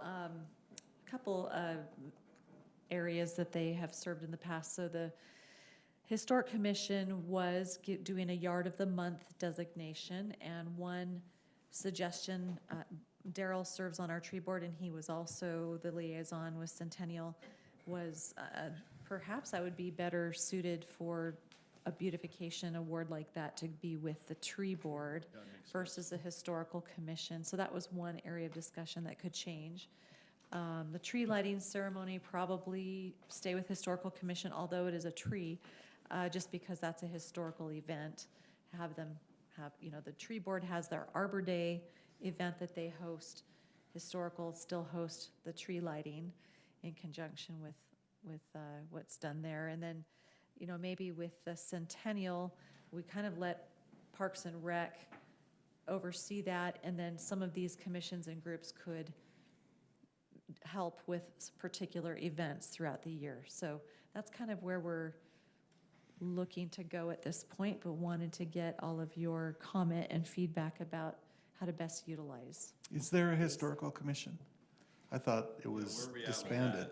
So the current Historical Commission concluded their service with the tree lighting this December, and those members had served, some of them multiple two-year terms, so they were thanked and acknowledged. So we thanked them for their service, and we were looking to have a changeover and stand up a new, eventually stand up a new committee. And there's certain projects Mary is working on, collecting stories from throughout the community. So one of the things that I thought was the Historic Commission should have, a definite role in collecting stories and maybe working on some of the historic preservation items. I'm sorry. So you're gonna redo it, the Historical Commission. That's what you're looking to do. Looking to get some people in place that would serve and then give them a very clarified understanding of roles and expectations. so the mayor had actually emailed out, I thought that went to the whole Some council. potential A names. few suggested names there. Do you want to talk about those names tonight? Is that? They are not officially been extended any invitation, so there's a few names there. One of the things that Adam brought up is, according to state, the state likes to see individuals serve in that capacity who have certain specific skill sets potentially, so we might need to look for people who could do that. One thing that Planning Department pointed out to me was, we do need still historic, during Lindon Days, we have the Pioneer House open during that event, and that's something the Historical Committee usually would host and share with the public. So we want to have individuals ready to go with some of our traditional things that happen during Lindon Days as well. So I'm sorry if this is coming across a little bit confusing. I'm trying to give the background. But what we're trying to find out from council is, what do you see as where you'd like this to go? So, and there are some names that have been submitted as individuals who are potentially willing to serve. For example, the Butlers, they operate they live on 400 North, and they are the ones that are restoring, they're looking to put in some historic activities and things with their property, and they know some of the older residents and could collect some of the historical stories. Sherry Atkinson is an individual who has written an entire book on a section of Lindon City that I'd like to get a copy of for our museum, and she's a really great historian, just as a personal passion of hers. So anyway, just if you have any additional individuals. Names were submitted for this? Where did? I proposed some names of people who are willing to serve and could Want me to help read with those collecting off really stories and quick? histories. Sure. The names that you included in your email: Dave and Jennifer Eves, Chelsea and Brian Butler, Sherry Atkinson, and Deborah Reed Bagley. And Debbie has been going through some family things, so I have not really circled back with her to know if she's Yeah, her could be husband's ready father to was go. passed away. Yeah. And the Eves have indicated they would love to get involved serving in the community and in whatever capacity. And for purposes of tonight, this is just discussion. Absolutely. So this is brainstorming on possible members, and if there's any change in the roles or duties of these committees that you feel like. You have the museum at the community center with a lot of materials in there, and maybe it would be helpful to share the web page of what the Historic Commission's purposes and duties are currently, and the underlying bylaws to share with council. So our past commission, Historic Commission, I think several of us have had the opportunity to serve there. We have our museum that's in the community center. We have our registry, which is a local registry and not necessarily an official like the National Registry. It's a Lindon provided. Historical sites. And then you had a project that it seems like they've been doing since maybe even Randy, then myself, then I mean, of collecting stories. The tree lighting, and then you have Some Lindon Days events. Lindon Days events. And sometimes they would hold an annual event as well on their own, and that's something at Pioneer Park. They've done that a few times. What Linden Days events did they do? The night that we have the council at Pioneer Park doing the ice cream. They would allow people to go through the Pioneer building open. Lyle would open the door. Years ago, the Historic Commission used to help out with Huck Finn. Oh, did they? Yeah, and they were basically in charge of that until staff kind of took that over. So, and that was the historic small town rural fishing thing that fit with Huck Finn. So. I think it's a good commission. I think it's great. I think it's cool that Lindon has so many things. I think that maybe there was a power struggle a little bit between the commission wanting to do more things versus staff. And so I think this is an awesome opportunity to set clear direction. And really, I think it probably just needs to come from you, Heath, what you want them to not do and what you want them to do. Well, I don't sit over this committee. Yeah, I was gonna say, this is it's a over. So if you want, Mike- if you Mike want me to Thornton's. sit over it, we can do that. I don't know that that's necessarily the case. I just don't want there being the power struggle, for example, the tree Of lighting. materials. You know, and, two different. and some of the two materials different. being hung on to. Yeah. Yeah, maybe a coordinated effort between planning and parks. And I guess I brought you, Heath, up because Centennial there's sort of a crossover right now of our Centennial is a historically significant year. And certainly there's ways that people could support those events and whatnot. So there would be some of the traditions carried on, but then in the Centennial year, we might be able to utilize them in some new ways. If you give me a historical commission, I'll put them to work. I mean. Okay. Some things that Heath had brought up, so on this draft list, if you look at page 47, he's got some, and again, these are draft, these aren't set in stone. He's got some possible things like in June and July, some sort of historical walking or driving tour of Lindon being the primary event, or an event in July, or an historical event in October.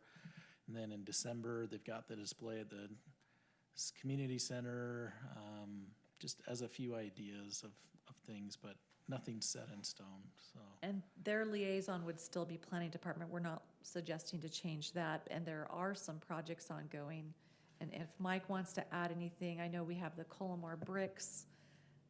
You know, Lyle Lamro still has those, and there's an idea to put them at the community center and just different things. Anything you have to add? It's just not the bricks, it's also the sign that's. Yeah, he's looking to rebuild the Colomar Colomar store bricks sign, yeah. and have some sort of monument marker there that describes that in the front yard, basically, of the community center, so.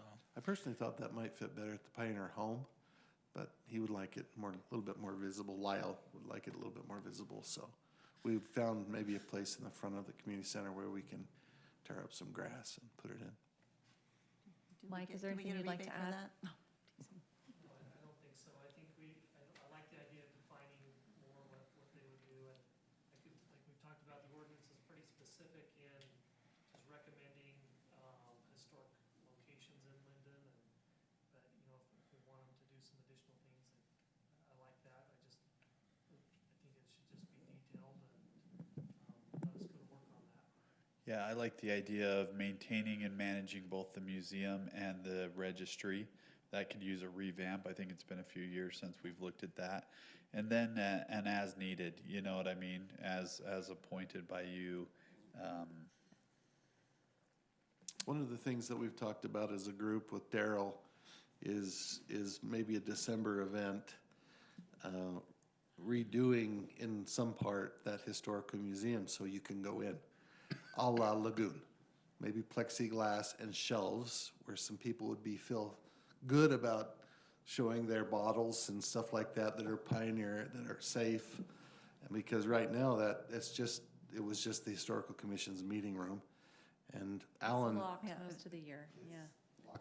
Every day, yeah. But unless last week I had a tour, and Alan's given about 3 or 4 tours in there just recently from people having interest. And so, you know. Originally, I sat as a liaison when that originally was created, when it used to just be classrooms.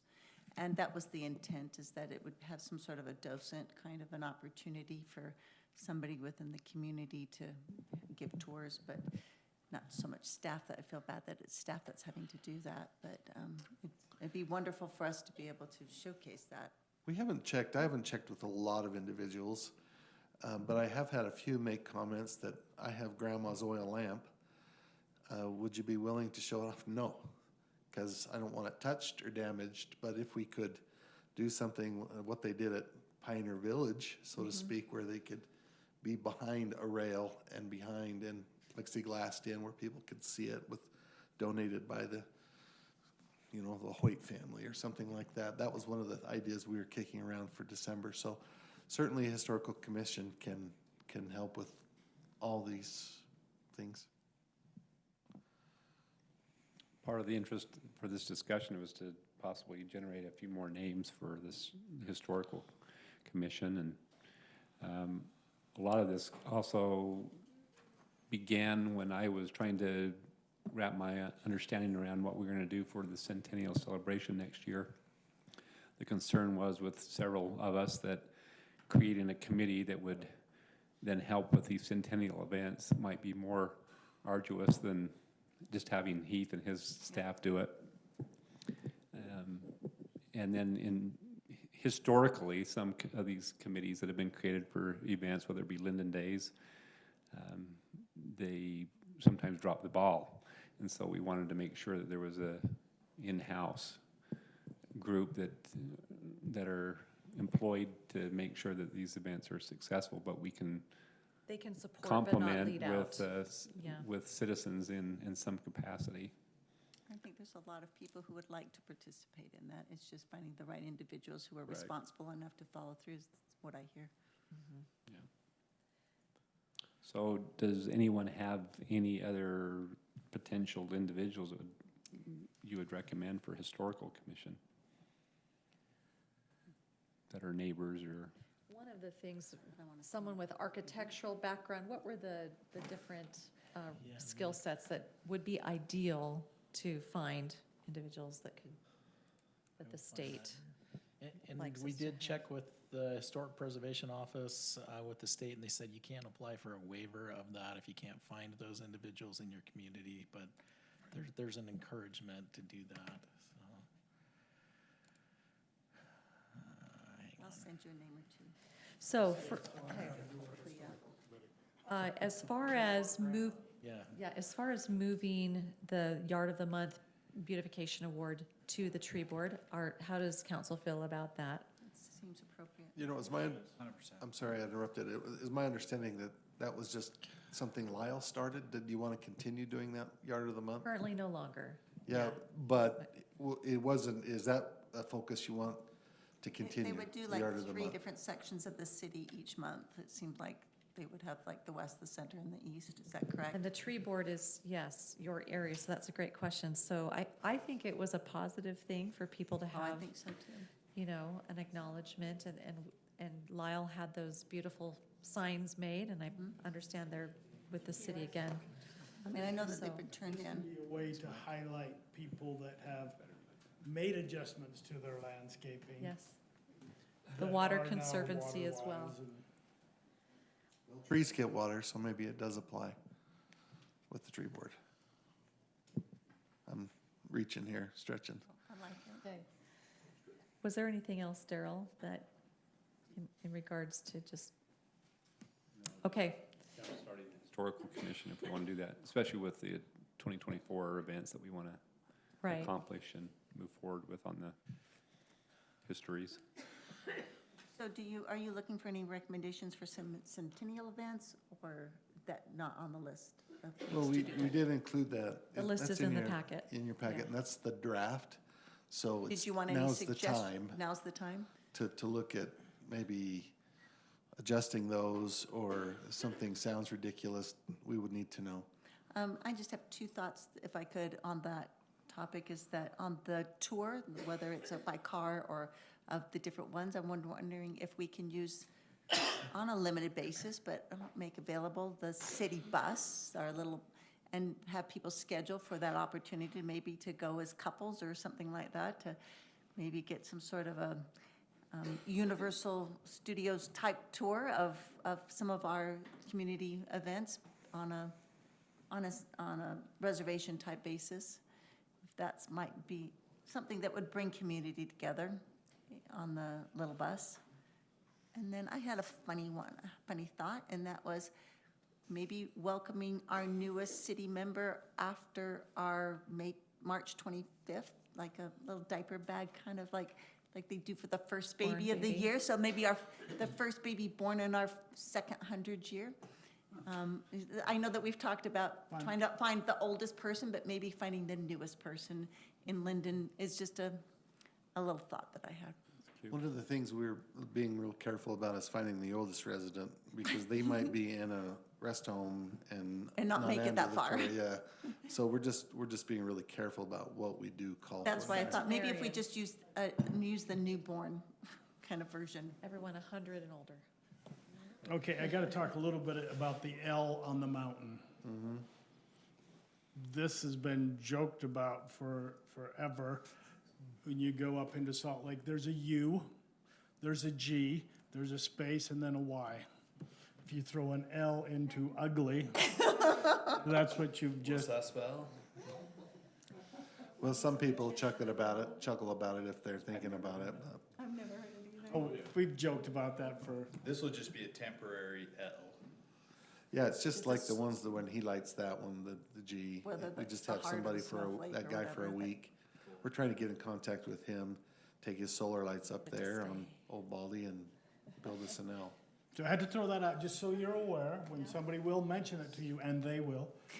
Just as an Dental. FYI, Posted I it actually online. talked to Pleasant Grove a year or 2 ago about the lights, and that is on private property. That is not Forest Service. And so there is a little segment of private land, and the Forest Service. Where the G is? Yeah, Forest Service did not allow it to occur on their property when they were investigating it. But We'll vet that out for So sure. that, it might rule out Bald Mountain, but maybe there's something down lower, but I don't know how visible we could see it like the Hadfield property. That's so. good. We'll go with them first and Yeah. see.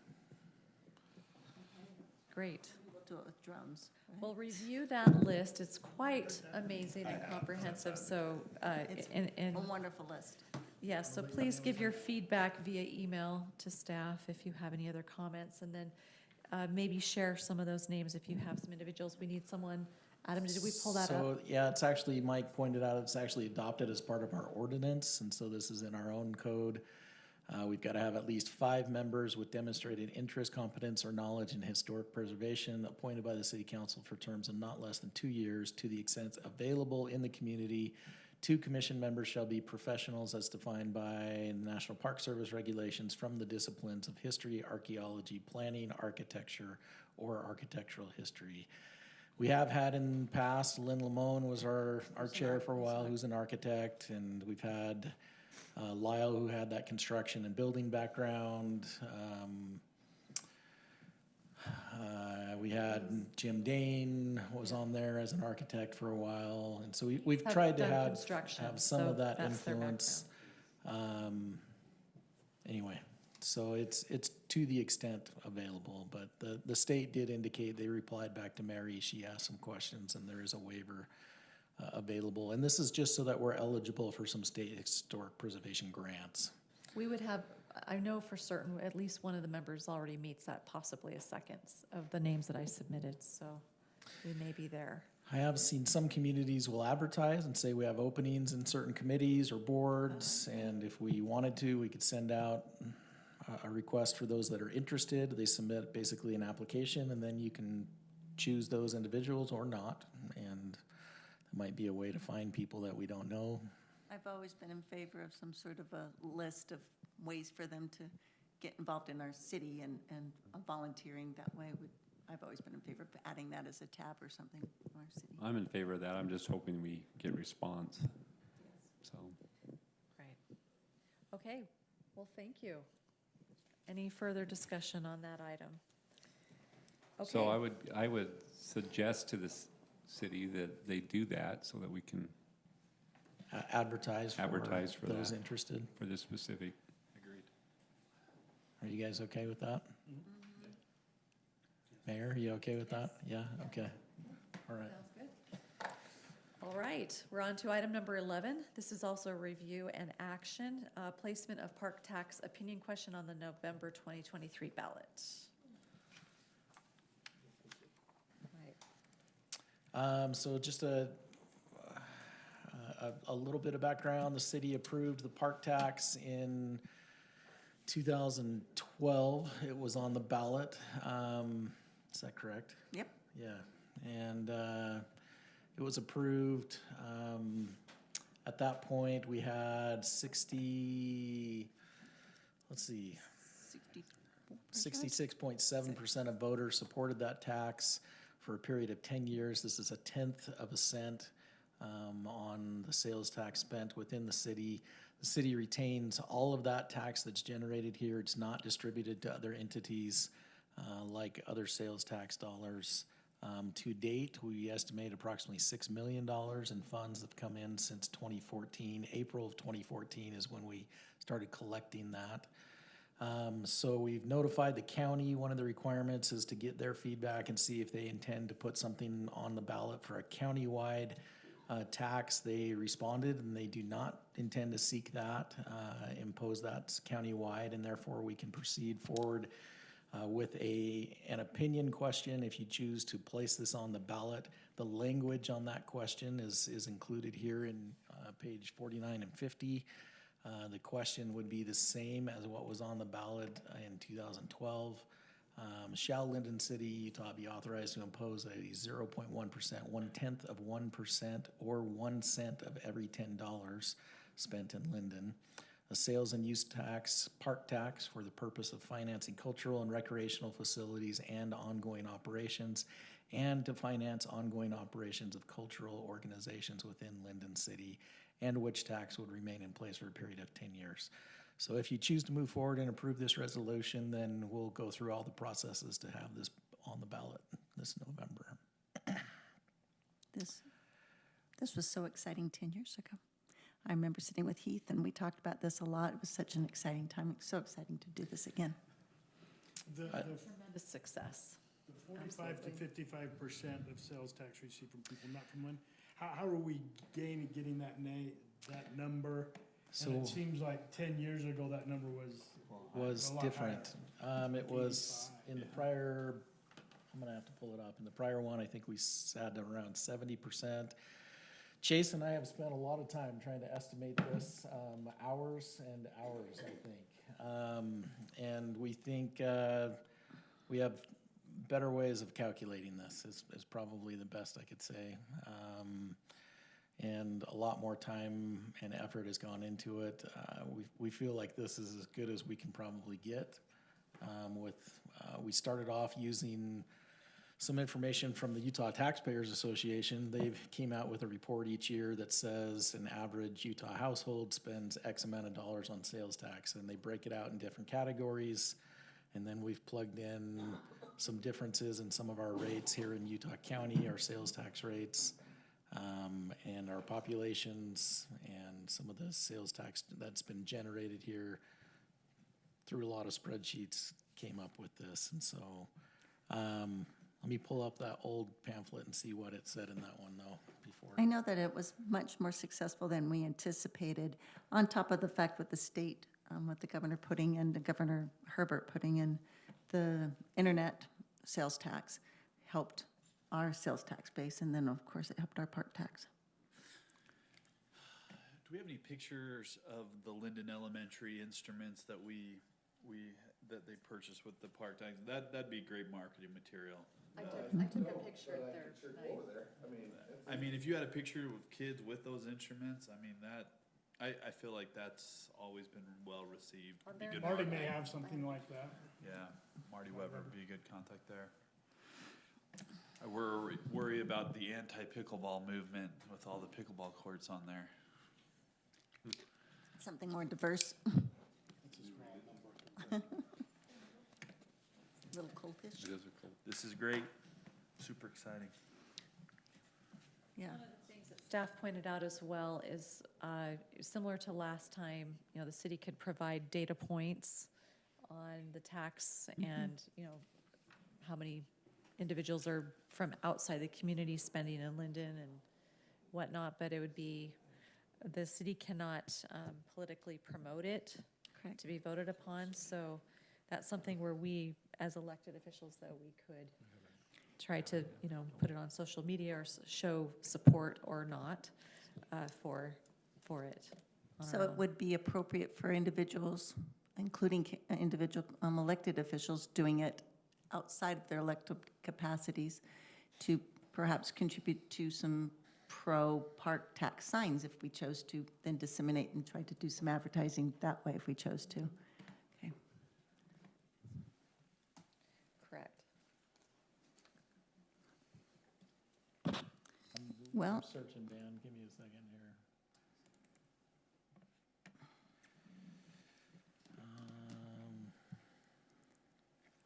I had this the other day. I apologize. I don't have it right now.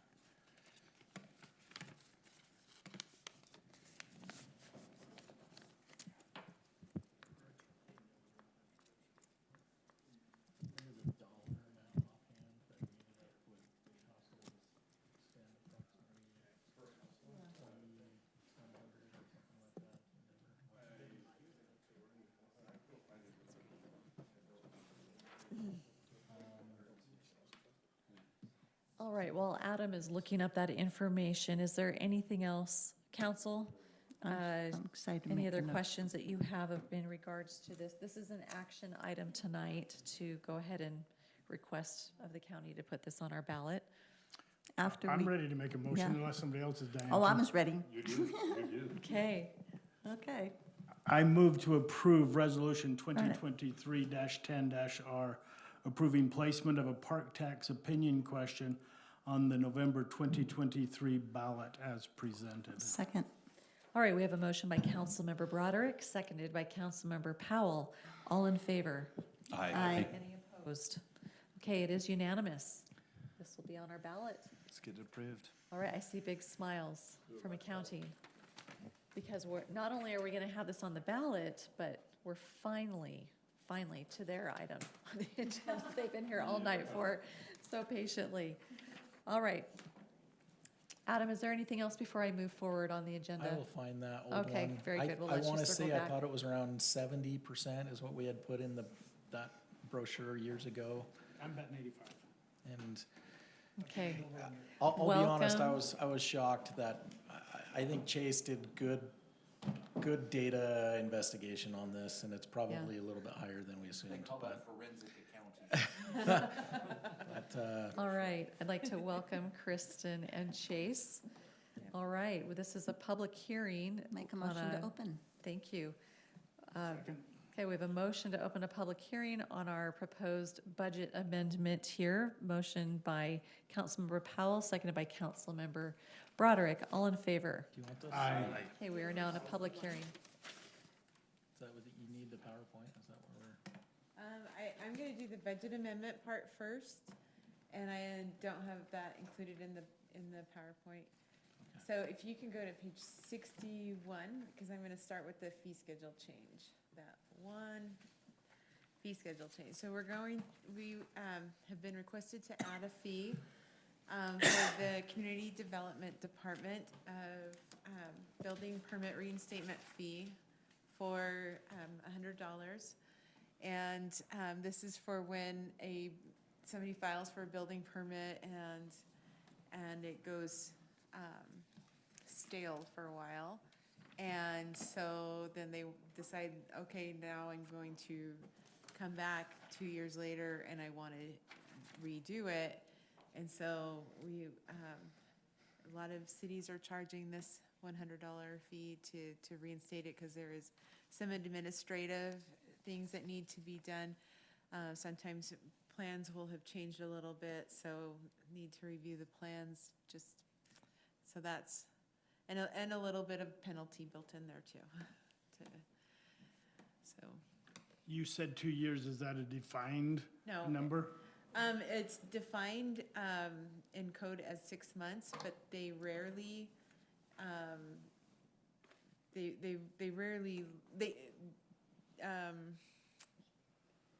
void it after 6 months. It's closer to 2 years from what I understand. When you say void it, So they'll pay a deposit to review the plans.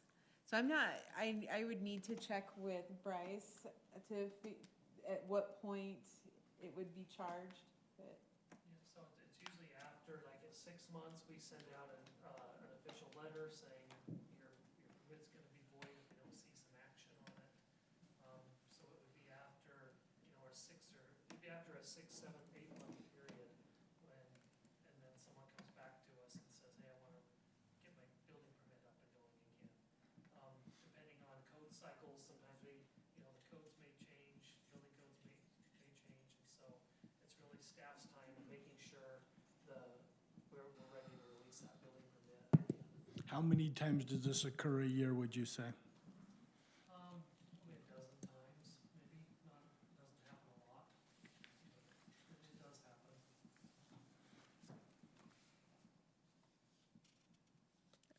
All right, so essentially like a renewal fee of some kind. Okay. All right. I would like the time defined. Just so people know up front when they're doing it, that, We can put something together so people know upfront what that would be. All right, it's active for so long. Okay. Very good. Anything else? No other fee schedule changes to be effective now, so. Okay, as of, Right, as of tonight. So then, if you can go to 56. So we have, this is a big cleanup for this budget amendment. There was a lot of lines, so I tried to summarize it in this document. There's over 200 line items that we're changing, so this is a summary.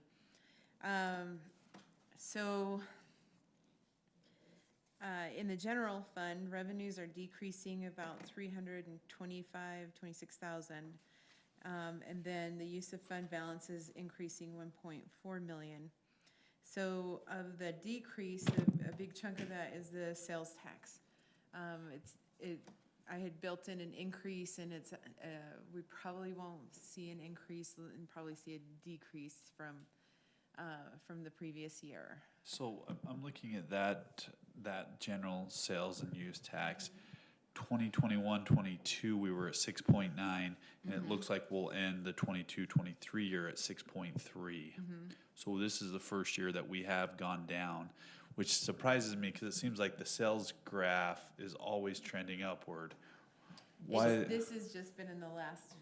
Yeah, just the last 3 months that we've had, it's less than the prior year, but still better than every other prior year. So we've been trending upwards. It's flattened a little bit in these last 3 months, but those months are still better than every other year we've ever had. And Previous to so that. still, I good to think know. is that a fair statement? That's still a very positive outlook, especially when you factor in businesses that are in the wings that we'll be seeing future revenue from. No, I agree. I do think that's the first one since we've been on where we've actually a year over year sales tax decrease. I think Maybe, we had a slight but COVID decrease in 2020. oh, you're right. Maybe COVID, but Yeah. then a large bounce upward. So Very large. no, bounce. just interesting more than anything. Right. Proceed. Yeah, and we still have 4 months of the year to collect sales tax for. So this is me just trying to anticipate, is it going to continue? So being conservative with the general fund. Sorry, can I show this Yeah. graph really quick? Yeah. So this might be what you're referring to, Jake, as we've showed this often. And so the general trend is upward over the last many years. The red line is the year itself, each fiscal year. And month to month, it's pretty volatile. It's bouncing all over the place, but still trending fairly consistent upwards. This gets a little bit messy. Just focus on the top two. The blue was all of last fiscal year. And then this brown or tan color, whatever that is, gray color, that is our current year. So these 3 months were less than the prior year for those months. So that was, and I am showing this on the month that we received the funds, not when it was generated. So Is it a 2-month trail yeah, or so it's 2 months behind. So this is January report, which would have been November sales. And so in November, December, and January, we had a little bit less than the prior sales tax years. But then below this is the last 10 years below it. So we're head and shoulders above where we've been. Does that help? No, that's just interesting data, just that, that change. I'm trying to think if there's any other external factors that would cause that change in legislation. But frankly, I think it's just less consumer spending, probably, right? When it boils right down to it, which is interesting. One of the factors too is with inflation, things cost more. So the sales tax is a little more collected as well. Right, but with inflation, people are like, oh, I don't want to spend this much. So Yeah, double-edged sword. I think it affects consumer confidence in their desire to spend. Yeah, we have not had a year, based on my calculations, that we actually went less total sales tax since 2009-10 fiscal year. So this is the percentage increase each year, prior change from each year. So okay, thanks. General fund expenditures are increasing. Most of it is increasing transfers, 1.5 million. It's adding 500,000 in transfers to the facilities fund, the road fund, and the recreation fund. And that's to help with the general fund balance, so that the goal is to keep it around 30%. Previously, the limit was 25% of revenues, and then now it's 35%, but we we got too close and got written up last year, so this is trying to be more cautious and conservative. Good problem to have. Yes. More on roads. Pardon? How do they write us up if we're close, but we're not there? Oh, they won't write us up if we're close, but we were over last year. Oh, okay, that Yes. makes sense. Yep. So then you can see other funds, changing, just cleaning things up. I did find a typo right before this meeting, and I apologize for this. Another typo. So on the Parks CIP revenues, impact fees and interest earnings, so this is park impact fees. And it's on page 58 of this, and then you can also see it on the detailed budget for this line. It's on page 80. I was putting in 100,000 for interest earned, and I entered a million. I did $1 million. So, and then it got carried forward to the next year's, to 2024. So this is the park CIP, so Park Impact Fees Fund, and on the fund balance sheet, it does have them having too high of a fund balance. And so when you take out 1.8 million, then that leaves a 1 million fund balance at the end of 2024, which is more like what we should be, because I mean, that would be a problem. I'm sure Heath would like to have to try and spend 2.8 million. He's not Over even here. there. 2.8 million in parks impact fees, but so that's more reasonable. So this error is huge, but it doesn't cause a problem. So let's see, and some of the other changes are just the other funds receiving the transfers. So overall, there's 2.2 million in variance from this budget amendment to the March budget amendment that we did. And so about 375,000 is increased revenues, 1.5 million in transfers, and use of fund balance increased 393,000. Expenses increased 173,000. And appropriation to fund balance increased almost 600,000. So that's kind of a summary of these changes. Is there anything that you would like me to go into more detail on or have any questions on this budget amendment? On our gray sheet, that summary, The fund balance summary? yeah, that one. Uh-huh, The date on this is what, 5/10? uh-huh. Have we made those two adjustments from the email that you sent and this one you just said? I would like to. So, sorry, from the email, yes, that one has been changed, and so that's the lower fund balance for the water. On And this so, gray sheet that's in our staff report. yes, Okay. yes, so that shows Page after 63. fixing the error in the budget for the water fund, that is correct. For the park CIP fund, that 2.8 million is not correct. It would be, the ending fund balance would be 1 million. So if you take out 1.8 million, because 900,000 for 2023 and 900,000 for 2024. And what does that put our overall projected fund balance at for the general fund? It doesn't change. That one is still correct. The 4 million? For the ending fund balance for the general fund, 3,661,660. In 2024, that's. In 2024, sorry, right. So starting 2024 fiscal year is 4 million. So those categories, maybe explain how those don't impact the general fund, how they're in separate. So The water being an enterprise fund and then the CIP. Right, so I had two errors, and one is in the park CIP, so in this one, and the other one was in the water fund, this one.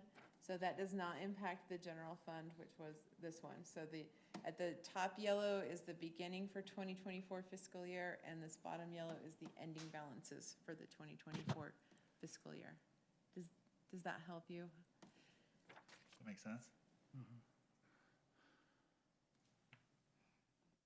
It's good, healthy fund balance. Can't complain about that. All right, Kristen, Okay. did you want to go into the fee adjustment changes now, or? For just July 1st? Or? Yeah, on page 90, did you want to? Yeah, if we are ready to move on. Does council have, this is Well, a public right. hearing, so I'll just really quickly, any questions from public? I think Lincoln was wondering, in the expenses, it shows an election that there's 33,000. That almost seems like you're planning on a primary. We have to. We have to. I'm just looking for some clarity. If any council members can clear that up for us, that'd be nice. But I'm totally kidding. Well, let's move on. Well, I would think that once the council members knew themselves, they would probably let you know. You won't know until the 7th of June. Fair enough. Ask Kathy. I like it. And I do not know if this is an appropriate time, but at some point, I know that you're always talking about when we need to talk to you. As I went through this with a pretty good small comb, is that under the legislative section, there's been a great change over the last few years on our budget there.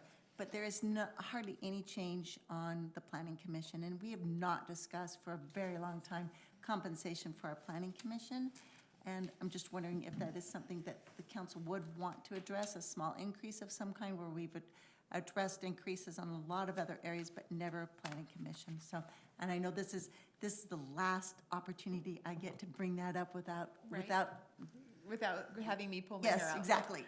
So this is my last chance, and so I'm bringing this up, that do we want to look at that? And I'll ask the council. They are not compensated as like like wages. They are Correct. just given $100 per month stipend to help pay for maybe some they get gas or going around. Correct. The looking- 400 every 2 years. For every 3 years, at the Every 3 beginning years. of their Or term. electronic. Right. And to me, I just didn't know if we wanted to address a little bit of an increase on a stipend, so. Entirely up to you guys. We did do a little bit of a survey, a year or so ago. What other cities and doing? We found out that they were actually. They were well compensated compared to other planning Okay. commissions. You get a And swimming so, pool pass in some cities, or you get a $50 gift card. I just know that over all of our other committees, that particular commission spends more time on a consistent basis. And, while I've never served on it, I've been in front of them for many a decade before ever serving on the city council. And I've always appreciated their time, energy, and efforts in showing up and going through plans that sometimes we don't even get that far in depth in on the council level. So it's just my thought that even though they might be better compensated than some of the neighbors, it doesn't mean that I don't value their time and effort that they put into this. Well noted. Do you have a suggestion?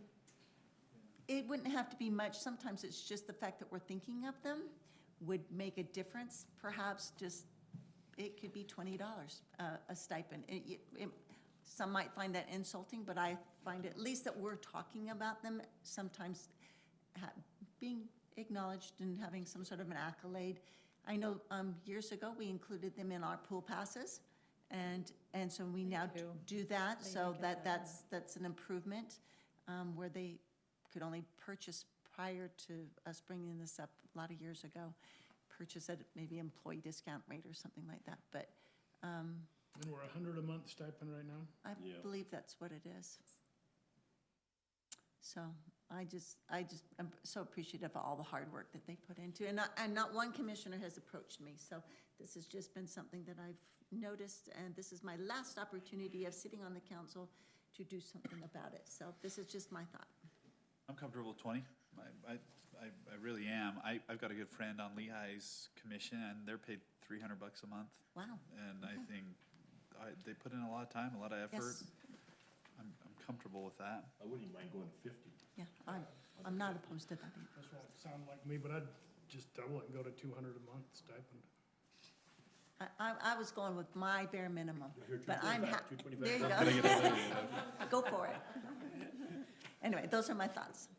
I'm comfortable for 200. Thank you. Thank you, everyone. Adam, thoughts? That's entirely up to you guys. So, They spent a lot of time. They do. They do. And they care. Yes, there's Yeah. a lot of care, a lot of thoughts. Certainly not a so budget collectively, adjustment, but I think it we've is a got good show of faith. So you're $8,400 a year for that increase. I think they do a great service for our community. We'll take it out of Mike's lunch budget. And I think we've got a lot of longtime members there, but I think that probably helps attract Yeah, it's a lot high of quality, stability. retention of high quality. We've had high quality. I'm comfortable with that. Thank you. All right. And then I do have a couple questions since it's my last time sitting here, folks. Can you just tell me, I'm assuming that some of these questions have to do with the COVID and like our travel expenses and our training, that they were lower and then they're higher in our budget this time around. And I'm assuming it's because a few years back, nobody was going anywhere. Yes, there is more travel going on. And then- training, travel and training, is that what it is? Right. Thank you very much. Chase and I were kind of dodging each other there. So, and then we've also added some national conferences. Oh, Like the ICSC thing is Yep. new. It's an expensive conference and several days. And so I would categorize it as more interest for training opportunities from council members in general. okay. And years ago, we'd have one or two people go to league meetings, and it's been pretty consistent where you guys are all going to at least one or both. And so, not one thing that I could put my finger on, other than that ICSC really is kind of unique for this year, where we have two people going to that one. But Dovetailing off of that, then I noticed in some areas, membership dues and subscriptions were kind of consistent as far as like inflation is fine. But then I noticed there were some that really jumped, like in Public Works, and is there just new applications that we're subscribing to? Is that what's happening? Some of that also, some of the programs are being, like the software programs are being more subscription-based instead of just instead of a Okay. service. And then also an increase in employees. That's what I was So, so More- paying like for an extra water person or, Okay. yeah. More access by some of our employees. And then, Chase? To my knowledge, yes, sir. and then professional tech services is another one of those that really, some of those jumped big time. A couple went down, but I know we brought our tech guy in that used to be outsourced, and now we bring it in. Can you speak to a little bit about that for our public? So for all the departments, you're talking about professional Yes, technical services? yes, all of So the most of that's not IT, most of that Okay, could be. just curious. Right, just like this year for the secondary water fund, it's a lot. Yes. Just because that's where the hydrovac is being coded. Okay. Their professional services. So it's different in different departments, just depending on what projects they have going on. Okay. so if we have any consulting work, if we're hiring Lewis Young Robertson Birmingham Okay. for something, then that would go into that category. And then is If that we're spread out over the different departments that might have a toe into that conversation of that? Could be, it depends on what that's for. Most of the time, something like that would just be specific to one department. Yeah, so it might, if it's an impact fee study, then we're assigning it to certain enterprise funds. But if Okay. it's something like our business license study, that's gonna be in either Community administration or community development. And so it depends on those types of services. Software, where's software licenses? Software, when it's a maintenance agreement, is still in 310, so. So that's a big one. We've seen Yes. different, and it's so expensive, but so needful. And so software is just, it's one of those necessary evils anymore nowadays. And so Public Works has had several newer programs that they've purchased. That Public one that Works Juan is kind of drove exceptional. for you on the utilities was a key one. And they're 20 grand a year. I mean, and so, but replacing antiquated methodologies. And so, And this is Juan all really catching up likes with us. those programs. Well, he spent time showing it to me, and I was really very impressed by what it allows him to see and accomplish. 2 more questions, sorry. Explain to me, I should have called you on this one. Protective inspections, what was it and why don't we do it anymore? Oh, it was the building department, so, the inspector, like, Protective, so they would go in and just do so like a building safety. inspections. And I know So- we had talked about doing that maybe with the fire department or the fire. No, this is like our building inspectors, and so Protective they, inspection is different. so, no, that was where they were, and so we combined it under community development, which is the 1068, which I Okay. may still be calling it planning. I hope I changed it.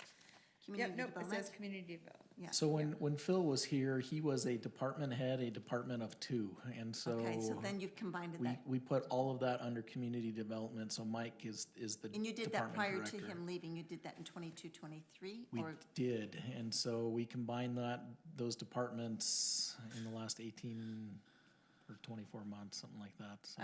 Yeah, effective July 1st of 2022, so. Okay. So Okay, if you, that makes if you sense. go to Okay. page 74, then you'll see community development, and you'll see how it has increased. It's at the bottom of the page is where it starts. So you'll see how those budgets increased because we combined them with building. what the Right. building department. So then that would explain, to go to my last question, is retirement. That's why the Community Development Retirement Fund went up exponentially, because you've combined those 2 departments. Correct. Okay. Sorry, it's my last budget. I'm trying to do it the best I can. Okay. Thank you, Steph. I have a quick question that I'd like to mention to council to consider. Adam, maybe I would like to share kind of the situation, Chief, maybe pitch into Kelly Johnson, our Emergency Management Coordinator. Do we have an update on, from what I understand, she's had a request, and it could determine her staying with the city potentially or not in that regard, and that's something I think the council should hear about. Yeah, with this specific position, Kelly has let us know that she's looking for some full-time employment, and currently, she's working averaged over the year, probably 25 to 28 hours in that range, in that position. We've calculated the costs on moving that to full-time are about triple of what we would currently compensate her. And so when you factor in wages and benefits, we've had a lot of discussion on this, the chief and I, and looked at other entities. We've approached some other entities, some other cities, to see if they have need of a quarter or a part-time emergency manager that we could share between cities to try to retain this individual. I haven't had any solid leads, I guess I would phrase it that way. And so what I think we're struggling with, and we value her highly, I hope that's clear. She's an amazing individual and very knowledgeable expert in her field. And so she's gone above and beyond in a lot of ways for Lindon City. That being said, we do not know of any other comparable city our size that would have a full-time position for emergency management. And so we're trying to be fiscally responsible and keep every position in check with reality for what we are and what services we provide and have needs for. So that being said, I don't know if that sets the Now, groundwork a my little understanding bit, was simply wanting medical benefits more than full-time employment, but was the caveat that to qualify for the medical, you have to put full-time, or could there be a hybrid way of doing that? So with URS, Utah Retirement Systems, my understanding, if we provide benefits, then we are also obligated to provide retirement based on their income or wages, and which is substantial. So those two things combined, the URS contributions to the retirement system and the medical or health benefits are the lion's share of the benefit costs for an Right, individual. because I'm not sure she was asking for full-time employment. It was just being able to have benefits potentially for her family. Yeah, obviously, she would like benefits. There's no doubt she would like full-time, and she will be looking for full-time. From my perspective, Kelly is invaluable. To lose Kelly and try to find somebody part-time that could do the job that she's doing now, I don't think that is feasible. I don't think we'll be able to find somebody for her caliber. We'll be taking a step back related to certain programs. She's taken it upon herself, created this position and expanded it, right? So we bring on the CERT program, we bring on the community relations, we bring on reunification drills, we bring on mitigation for hazmat, for earthquake, for whatever the case is. She's created kind of this unique environment here in Lindon. Other agencies, one specifically, has contracted her to help with their emergency operations plan, which she does phenomenal with.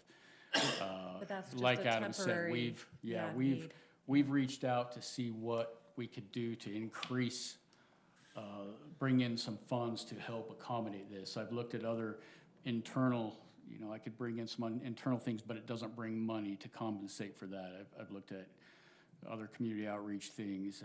She helps substantially with public relations, community outreach, these type of things. Victim advocate, I could transition some of that, but I wouldn't want to weigh her down so much, taken away from what she's currently doing. But unless we're able to bring her to full-time employment, we're going to potentially be looking at finding another part-time emergency management that would not do the things that she does. Do we have a number, say we don't go full-time, but we do offer the benefits? Do we have a number, even a range, or, close to what it might be if we increase that?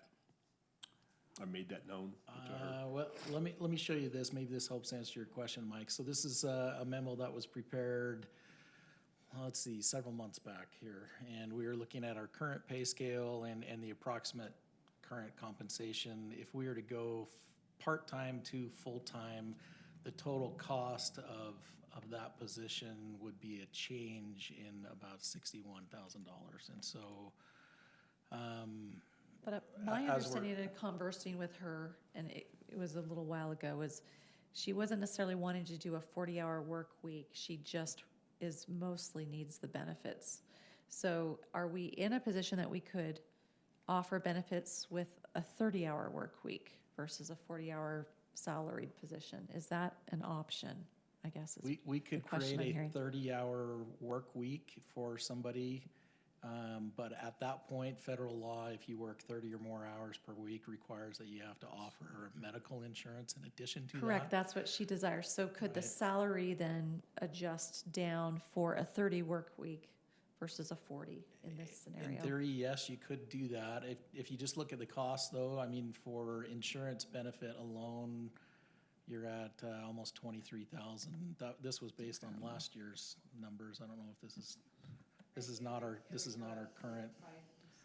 So that plus 5%, and then that would trigger the retirement pension numbers, which is going to be that one right there.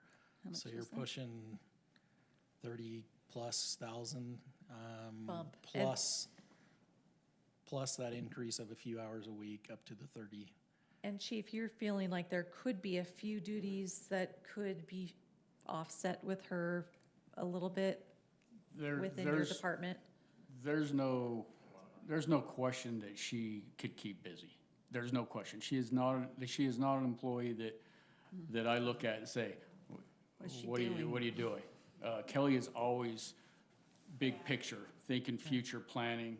She's just that way. So, yes, I could add a few responsibilities to help offset some of that, but realistically, like Adam said, she's putting in 28 hours a week, if not a little bit more, based on the circumstances. Obviously, with sandbagging, preparing everything, she's put in more. She's put in, 70 hours, a couple pay periods, and then she'll scale back to average things out. Yes, do I feel that she would keep busy? She would keep busy. It comes down to where's the budget at and what you guys feel. She's an asset to us, obviously. She's one of the employees I never have to question, never have to know. I don't have to micromanage her. She just does it. She's on many boards, the LAPC. She takes care of a lot of extracurricular things that she's worked so hard that they've kind of placed her in some of these positions based on her experience and expertise in these fields.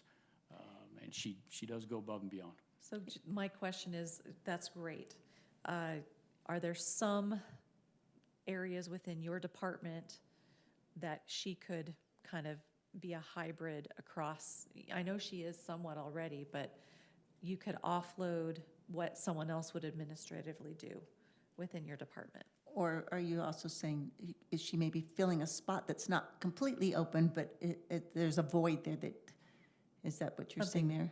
I mean, Yeah. feeling a void? I know you've said she needs to kind of stay in her realm of expertise somewhat and not. I hate to burden an employee with too much that they lose focus, but there are some internal things that she could definitely be of value to help us be a little bit more efficient. Okay. But does that come back to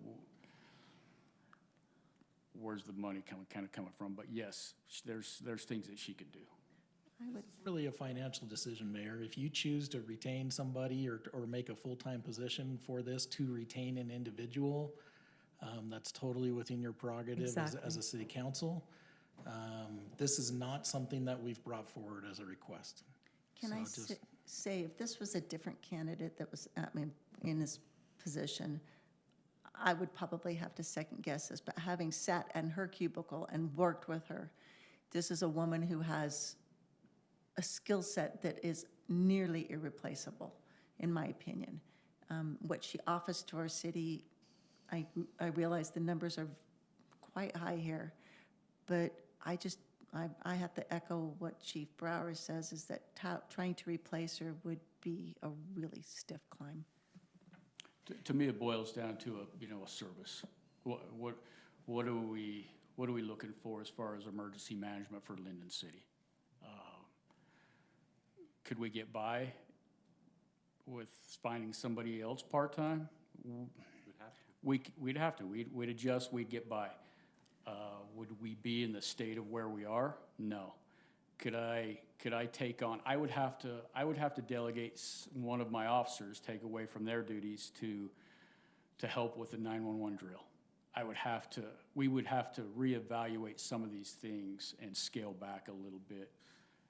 Depending, obviously I can't project the future. If she does, which in all likelihood, if this doesn't work out, she will seek full-time employment and has all the skills and abilities to do so. Could we find somebody comparable at the level? I find it hard to find in all my experience. I mean, at what level, what city size, what department size are you seeing a full-time emergency management coordinator? Adam and I have discussed some of this. We don't see cities our size with a full-time emergency manager. We're seeing some comparable size that are taking on dual, maybe the fire chief and the police chief are kind of jumping in, helping with some of those things. We're looking at some that contract out, like they have with Kelly. hey, can you help us bring our EOP up to date and up to speed? But they're in positions where they're not ready to pull the trigger saying, hey, we'll contribute 15 grand to you to have her help a certain amount of hours per month. I've reached out to Highland, they're interested. I don't know where the follow-up is there. I've sent some messages without a response yet, Okay. so. Okay, their mayor and their city manager showed interest, but again, as Adam says, there's nothing concrete. Interested in sharing. A contracted shared service, yeah. To potentially. reduce some of the overall aspect of that. Can I remind everybody that Lindon is oftentimes, in my last 12 years or whatever, been ahead of the game, especially when it comes to emergency management, ahead of other municipalities. That's why others look to us, even larger cities look to us to see what we're doing. I have no problem being ahead of the curve for our citizens. As Jake has brought up many times over the course of over a lot of years, this is one of our responsibilities, making sure that public safety is taken care of. And our budget, public safety, those are, to me, our two biggest responsibilities here, and we're handling them tonight. And I'm all for making sure that this is possible. And I'll be the first one to sit in front of you as a mayor and council that I'll fight all day long, and I'll go to bat for each employee I have. I mean, they're phenomenal, and she's no exception. All right, thank you. Again, this is not something that staff is recommending, but I felt like was an important topic to bring to your attention and for your consideration, since we are discussing budget. And perhaps these numbers could be adjusted, is all I'm suggesting, based on my understanding of what she's seeking is not necessarily a 40-hour work week, but just the health benefit and what that might look like, or further discussion with her. Would council be open to hearing more information on that, or how do we feel about I don't this? know what other additional information I'd bring you other than this. This is the numbers for a full-time employee. And, Right. and really, most of these costs are gonna be in place other than a part of that wage amount. And The so, wage. And the URS would adjust most likely slightly on that too. It would adjust a little bit because it's based off of the dollar amounts earned. I don't know, maybe it's worth hearing what everybody else says, but. Okay. So don't get me wrong, I get requests periodically of, hey, so-and-so's part-time, can we make this a full-time position? And I want you to know that we weigh that stuff carefully, and this isn't one that had reached this level of discussion yet, and but it's interesting, we're looking at another position in the community development department that's part-time and is bumping into that 30-hour limit. They're at about 28 hours a week. A similar situation, we're evaluating a business license fee study to see how it can offset some of those costs. But it's not something we were proposing in the budget. We're looking at how to adjust that in the future. And so he's had other part-time positions at the community center of, hey, could we make these full-time? And so those are questions that come up, and anyway, I'm trying to give a little bit of background, and so we carefully evaluate this. But What incidents in the last 10 years has our emergency plan been activated? I know we had the fire up here that I can think of. Help me understand the value add. What other times in the last 10 years has our emergency plan been activated? And the plan is in place, correct? We do have the plan. The plan's in place. We voted upon that. Well, that 9/11 drill is nationally recognized. I mean, Sure. it's stated in that, I think it, I agree. Total and I think value it's not a add matter of if, it's a matter of when, and she has developed such strong network and respect within the state and beyond. She's a master in her field. I can't speak to the last 10 years. I can speak to the last 2.5. Beyond, we haven't seen the big, we've had, the gun range fire, a couple little things where preparations were kind of being made. It didn't affect, our emergency. We didn't have to put it into place. Other little things I think that have gone potentially a long ways is that individualized plan, preparing where special needs. We're now entering into our system to be able to respond. That's all kind of her. That's her bringing that to us, to we're better prepared to deal with the lost children that, come out running away, seeking water, seeking dangers. Now we're able to track a little bit where they usually go, who they would go to find them quicker in some of these. I think it's hard to quantify, right, when it comes to what big scale have we initiated that. I just know that if and when we do, to be prepared for it is significant, but I can't. We haven't had necessarily anywhere the plan's been activated in the last 2.5 years. Not full scale. Having been through several of these over the years where we've had to spin up the big incident command where the federal government comes into play, the state first, then the feds, it's a huge on-taking to where now we seek funds for our volunteer hours for all this, which is where she comes into play to handle all those type of things. Adam, any others that you can think of over the last 10 years maybe? Where it was the full-scale situation. I mean, we've gone through bits and pieces of those, declaring an emergency, disaster kinds of things. It was COVID. We had a couple proclamations and things where she has certainly assisted us through. Kelly is fantastic with her resource as far as contacts. She knows the right connections to get the things we need for COVID, a lot of the supplies that we obtained and the sandbagging things. I mean, she's been able to obtain a lot of stuff. So extremely valuable employee. Really, the question of whether or not this is full-time, that's really the question. It's not a question of is Kelly worth it. She's absolutely worth it. Sure, I agree. It's financially, is this what's right for Lindon City? That's the way I've approached that. Well, and I always question. I agree. Kelly's the best of the best. As I look at it, I always pause when other cities our size don't do it. Other cities quite a bit larger than us haven't done it. I mean, Orem, Provo, do they have a full-time?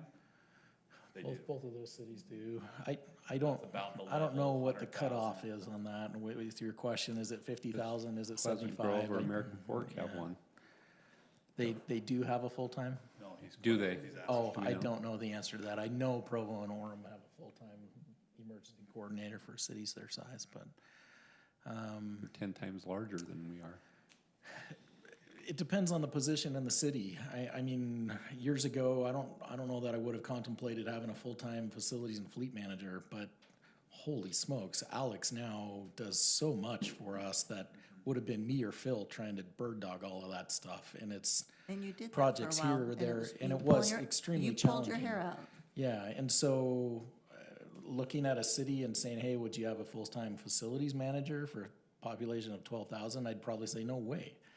But And with our our, IT person with our is now full-time situations, our number in-house. of facilities and projects that we have going, yeah, it fits. And so could this fit for us? There's been a lot of things that Kelly's, I think the chief kind of said it correctly. She's added to what we've done in the past.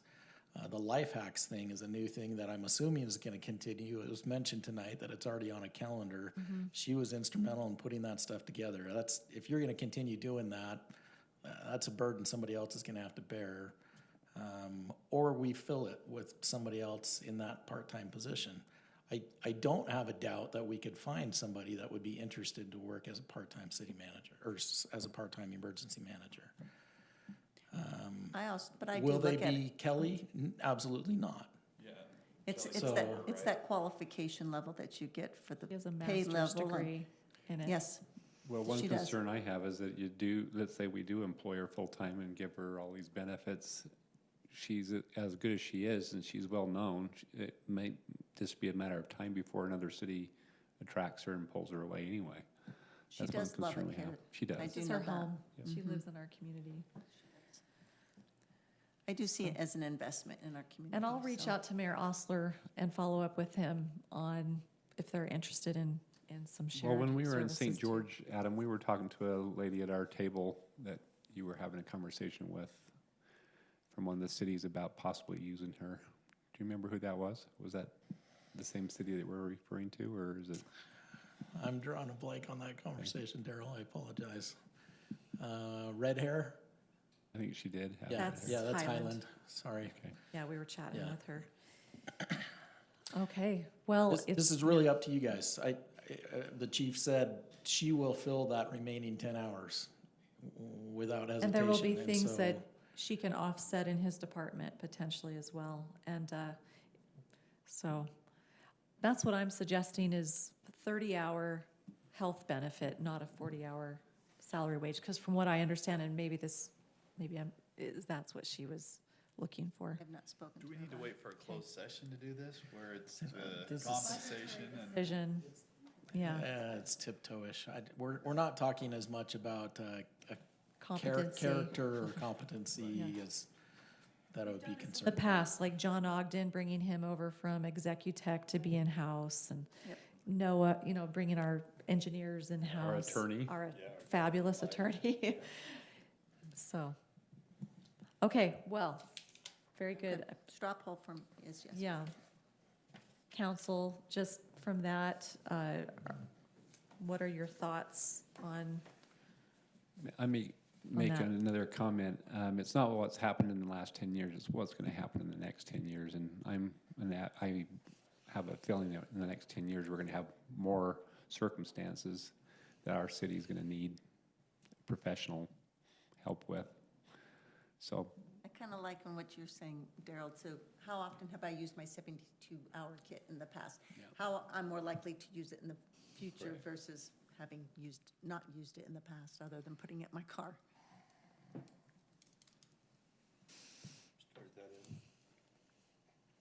all right, Well, this is new discussion, so just Yeah. processing it all. of course. Always looking at the size of government as we get bigger and bigger and we add positions. Certainly, she's been fantastic. Great recommendations for, and not a recommendation by the city to actually do it either. So I don't know where I'm at for sure yet. All right, thank you. I'm 100% in on Kelly. She's awesome, and our police department, and I always want to support them. I do, and Chief knows that. I love our PD. I think it's telling that it's not come up through the staff level to us. I don't like being reactionary. From the financial standpoint, $90,000 a year. I'm really hesitant. I'm probably a no. If we're making this decision right now, I'm a no. I don't know that I have enough information for me to feel good about a $90,000 decision from a budget standpoint. Maybe if there were more information, maybe if I could understand why no other city our size or near our size hasn't done this, that I couldn't get there perhaps. But I think now I'm a no. And I think it would. 60,000, right? it's an additional. So right now, Additional if you- 60,000 for a total of 90. And what I'm suggesting is it would not fully be that amount because thinking she's not asking for 50-ish or 40-hour 55. work week. And that would affect the URS contribution as well. So if you ease off 10-hour a week salary calculation there. Chase, what are you crunching over there? Sorry, I was, That'd I be was just kind of helpful. doing some numbers on the back of a napkin here. So assuming 3/4 time, that's 1,560 hours a year.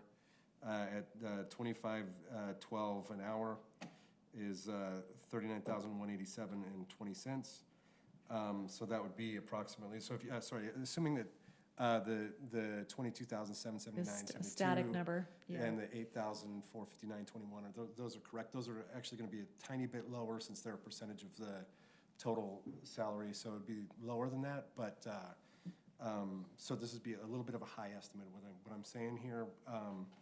But that would, if you add those to the 3/4 time, would be about 70,425.83, which would be approximately 41,800 and some Increase. change.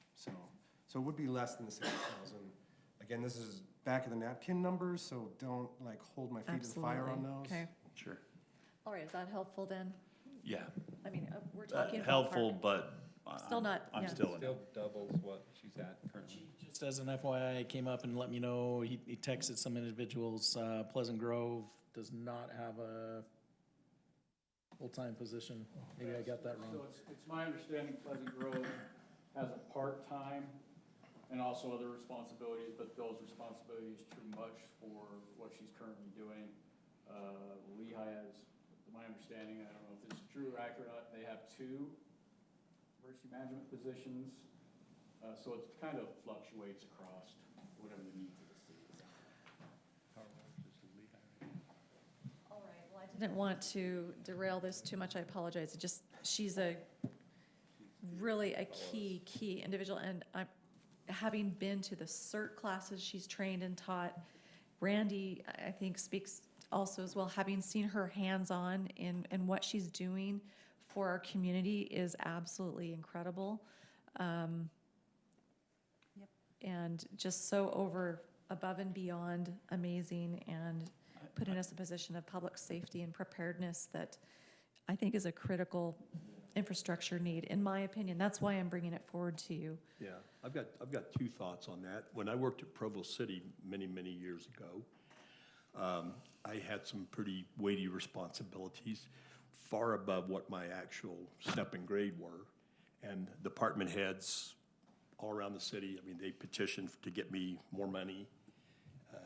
They didn't change the range and the step or whatever, and they just basically said, that's it. Unless someone dies, you're not going anywhere. And while I would get employee of the month, but I'd say, well, you can't take that to the grocery store and buy groceries for your family and stuff. So I literally had to reach a point where if I wanted to do better for myself, I would have to go somewhere else. There is that aspect of it.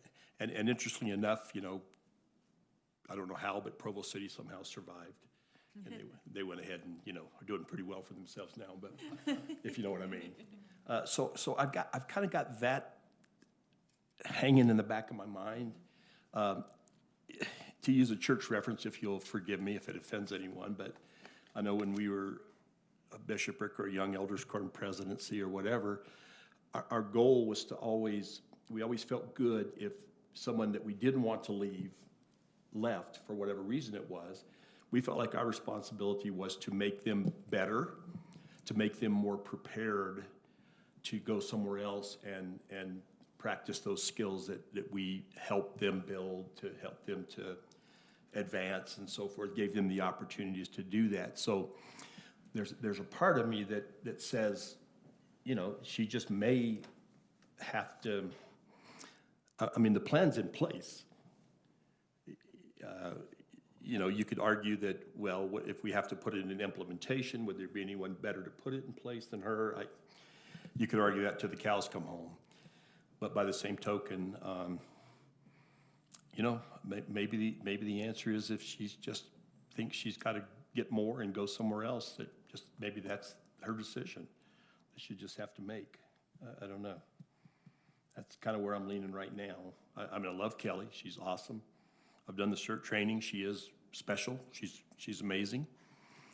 But I don't know that she was that way necessarily when she walked in the door. I mean, she's built that. She's learned from it. She's a quick study and all of that. But so anyway, those are just my thoughts right now. All right. Well, thank you. Okay, having said that, Kristen. Yes. Thank you for your patience with that little side discussion. Where are we going with this? I'm not clear on what you want to do here.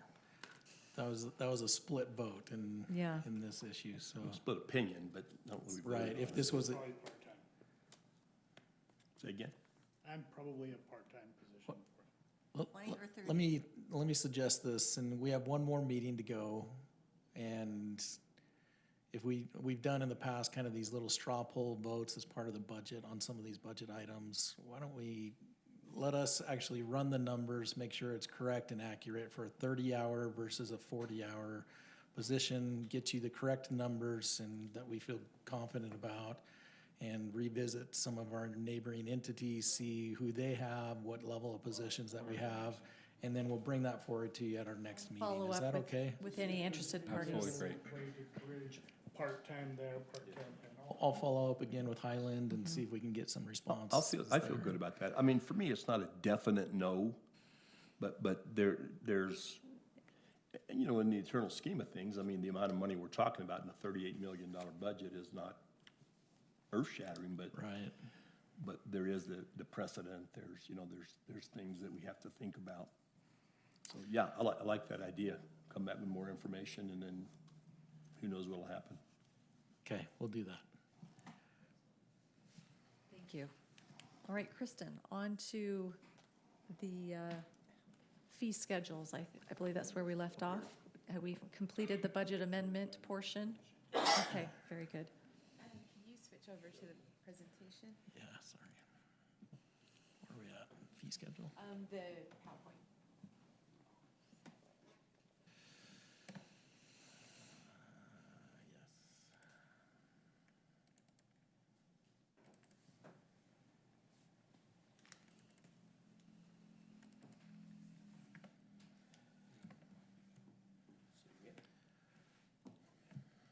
I'm gonna just give that to you. There you go.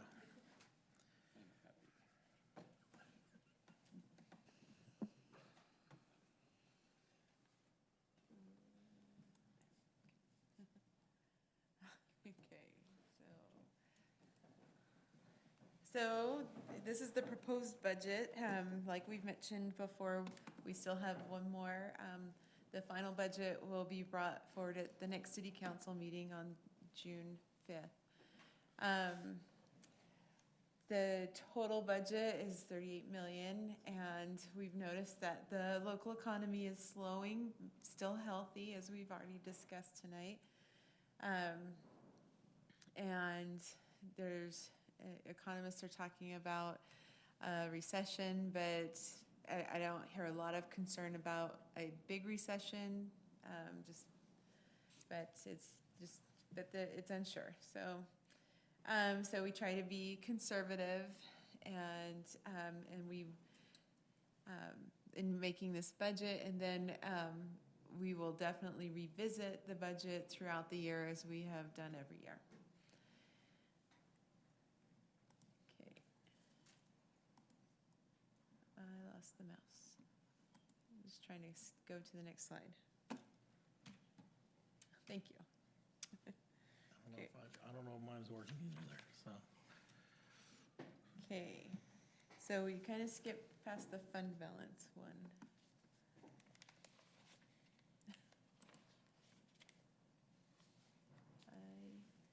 Am I too far You know away? what? It's not responding correctly here. Let me grab Okay. it. You're on a different page than I am, so. Let's see if I can make it work.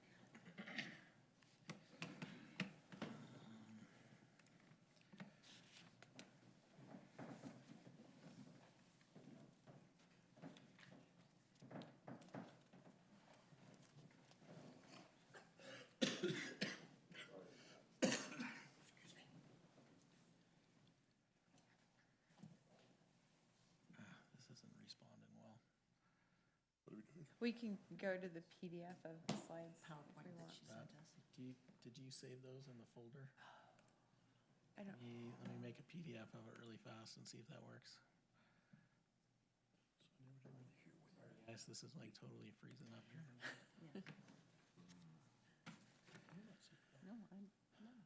No, that's why we counsel together. We need to spend more on tech, so it's like words. Where's John when you need him? Needs new Yeah. software. Please, no.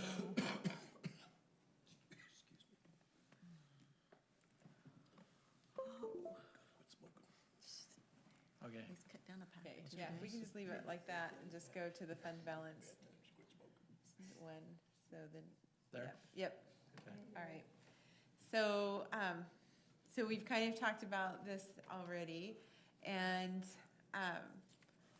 just wanted to again say with that water fund that we met with Juan today, and we just have more to discuss, to talk about the direction we want to go is taking out some of the water projects. He doesn't want to increase the water rate more than what we're proposing, the 3%, and so we'll just prioritize water projects.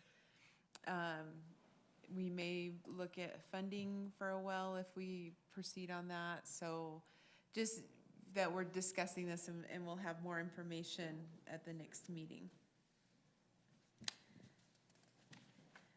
Another idea that we're also discussing is to not do the enterprise fund transfer from the water fund to the general fund, because, and that's not something we want to typically do every year, but in this case, that's one of the things that we're going to look at it is in the budget this year, but in this draft of the budget, but we'll look at taking that out of the final draft of the budget. Just for sewer and water, right? Right, for sewer and water. So the next shows where the revenue's coming from citywide. When you take out the use of fund balances and transfers in to funds, then we have $28.5 million in revenue. And so you can see that, you know, the large part of that is utility charges and sales tax. What is miscellaneous here? So miscellaneous is grants and interest is a big one. So there's probably $1 million in interest. So. Can I ask a question? Uh-huh. I'm assuming the temple being built here, the impact fees were substantial there. Does that happen in the year that they apply for permits, or does that happen over a course of a number of years? It's when they apply for a permit is when impact fees are paid. Okay, so But that I was didn't see, last year then, or? Yeah, probably last fiscal year. 22. When the groundbreaking was. Right.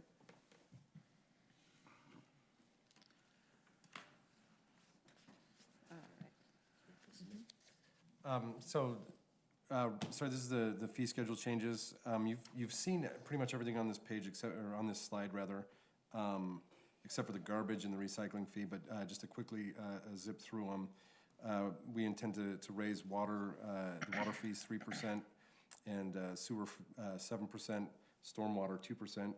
And then for the garbage and recycling, we're proposing the 4.5% for garbage and 2% for recycling. Republic is raising their rates for garbage 6.9% and recycling 3.35%. And so we're trying to kind of keep costs low for folks here in Lindon, so not. So we're subsidizing those? Yes, a little bit with fund balance. Fund balance. Right, so not from any other fund, it's just from a fund balance that has been built up in the.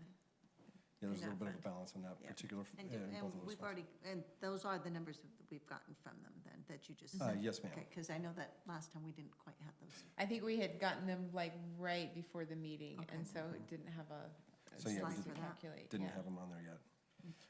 And then just in the next slide and the next two slides actually is essentially just the detail of each individual change. So if you have any questions or concerns about that, happy to address those. And if not, I guess just gotta keep moving on then. Yep. Cool, back to you, boss. Right on. Okay, so then looking at expenditures, so when you take out appropriation to fund balance and transfers out, then there's 33.8 million in the budget citywide. Personnel is 9.4 million, operations 13 million, and capital projects just over 11 million. Pop back there just a second.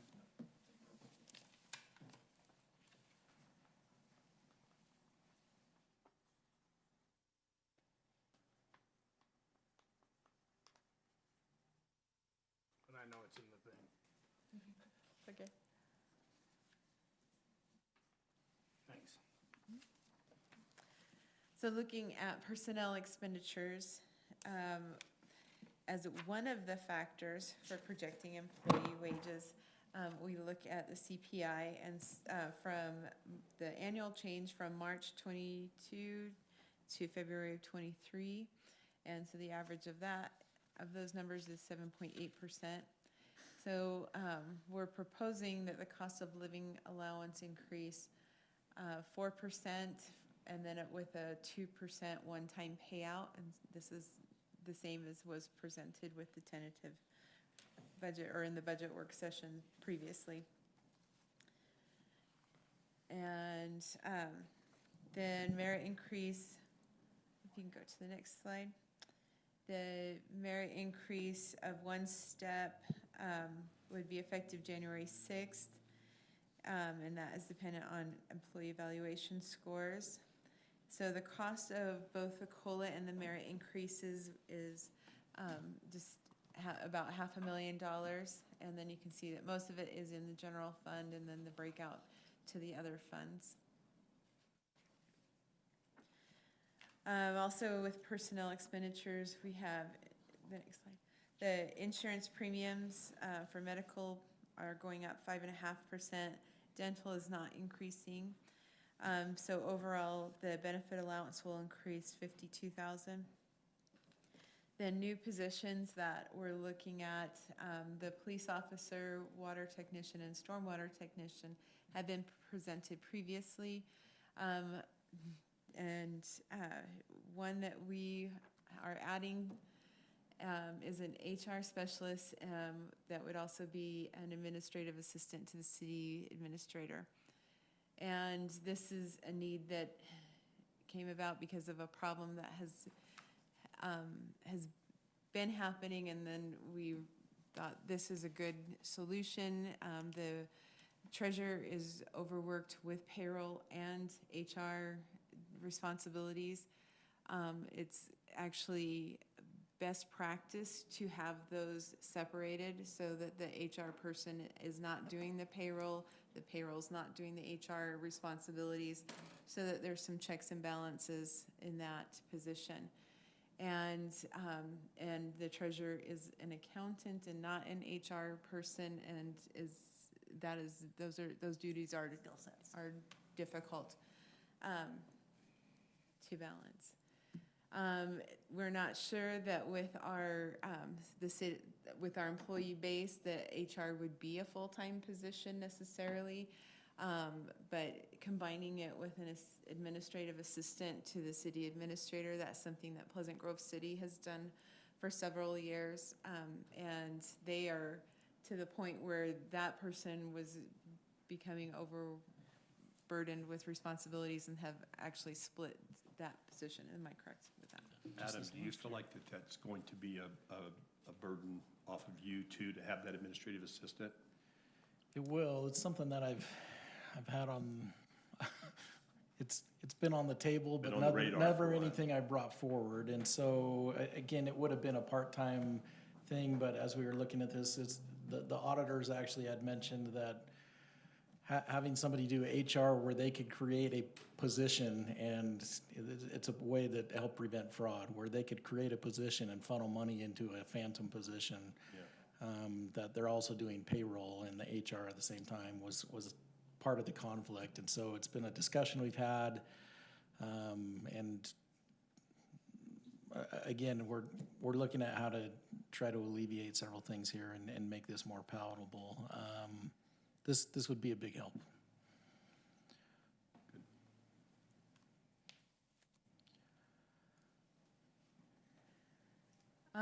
Another point to this is looking at just an HR specialist part-time.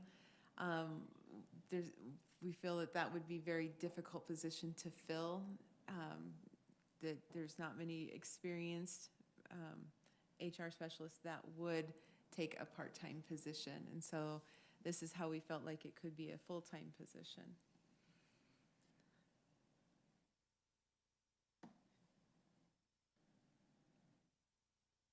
So, are there any questions? Where's the pay range on that new position?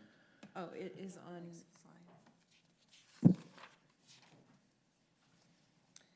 So I don't think, on that position, it's not. So that one is pay range 19. And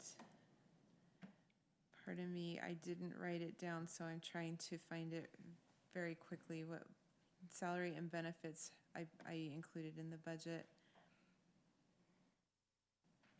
And I pulled up the wrong version. Oh, there it is, there it is, it is. So it would be 100,000 for salary and benefits on range 19.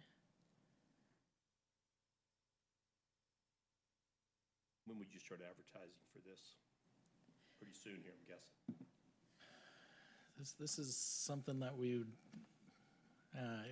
it would be after July, so it wouldn't be anything that we would do unless it's approved. Right. So it wouldn't be like we're advertising for it next week. Description so. written up yet. We've got several samples. Like from Pleasant Grove.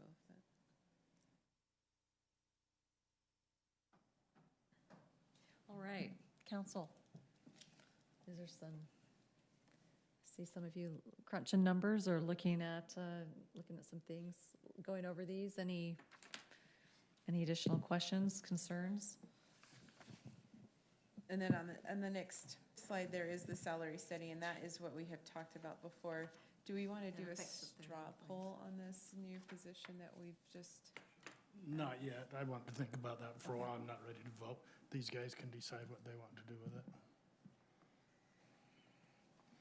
Well, let's add that to this straw poll on the next meeting. Yeah, okay, the other And issue. we'll get you some similar comparisons and data on that again, so. Yeah, I think that's just a little quick to make that type of commitment. There is the issue, though, of separating the HR from the treasury position. Certainly. That gives me pause. Good practice, best practice. Yeah, yeah. Decide if there's other ways to do that as well, to meet that requirement or suggestion, recommendation in that fraud triangle. You mentioned you thought finding a qualified individual, it would need to be a full-time offering, but I know of some individuals that are in that field, and I wonder if maybe perhaps there would be individuals who would like a part-time so they could have a certain work-life balance for their individual need. Is it something that you're feeling you need a full-time, someone to fulfill full-time hours to do these two things? Or if someone really was a good candidate and they preferred part-time, would that still meet what you're looking for? Potentially, and maybe that's an avenue that we should explore and just see, advertise it that way and see what we get. We could certainly go down that avenue. Yeah, let us bring some more information to you next week and see. That position versus a full-blown Yeah, salary benefited. There are enough hours right now that this would be in that 20 to 30 hour range for somebody to just do HR stuff, and so. It would deprive you of the opportunity to have an administrative assistant. Yes, and I would survive, and so, but that would certainly be. Well, so a helpful thing. Our current treasurer is kind of wearing both hats, and you're saying she would still have full-time duties? She would still do treasurer and payroll. But. And we would take the HR duties and put plenty it of into work to something do. else. Okay, so are you feeling like sometimes some of the tasks are just not? There's a lot of things not that getting have to done. be pushed off. Right. Okay. Gotcha. All right, what is next then? Anything Okay. else?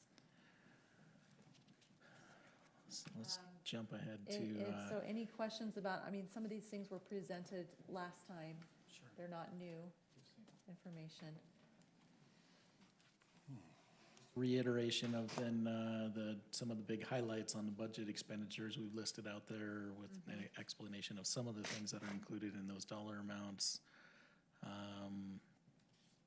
Anything? You can see the water fund. Yeah, the water fund ones, those we expect will change just with this error that was caught. So we'll have some of those numbers are gonna be reduced for some of those projects. once we finalize that with Juan. Any other questions on?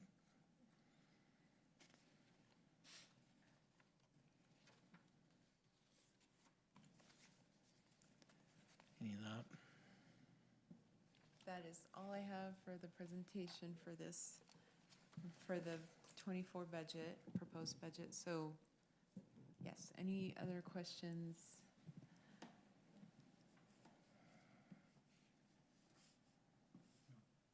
All right, this is a public hearing. Any public comment or questions? Just one question. Yes. It might be stupid, forgive me, but our garbage contractor is going up almost 7%. But, and it's awesome, I don't like to pay extra money, but we're subsidizing their increase.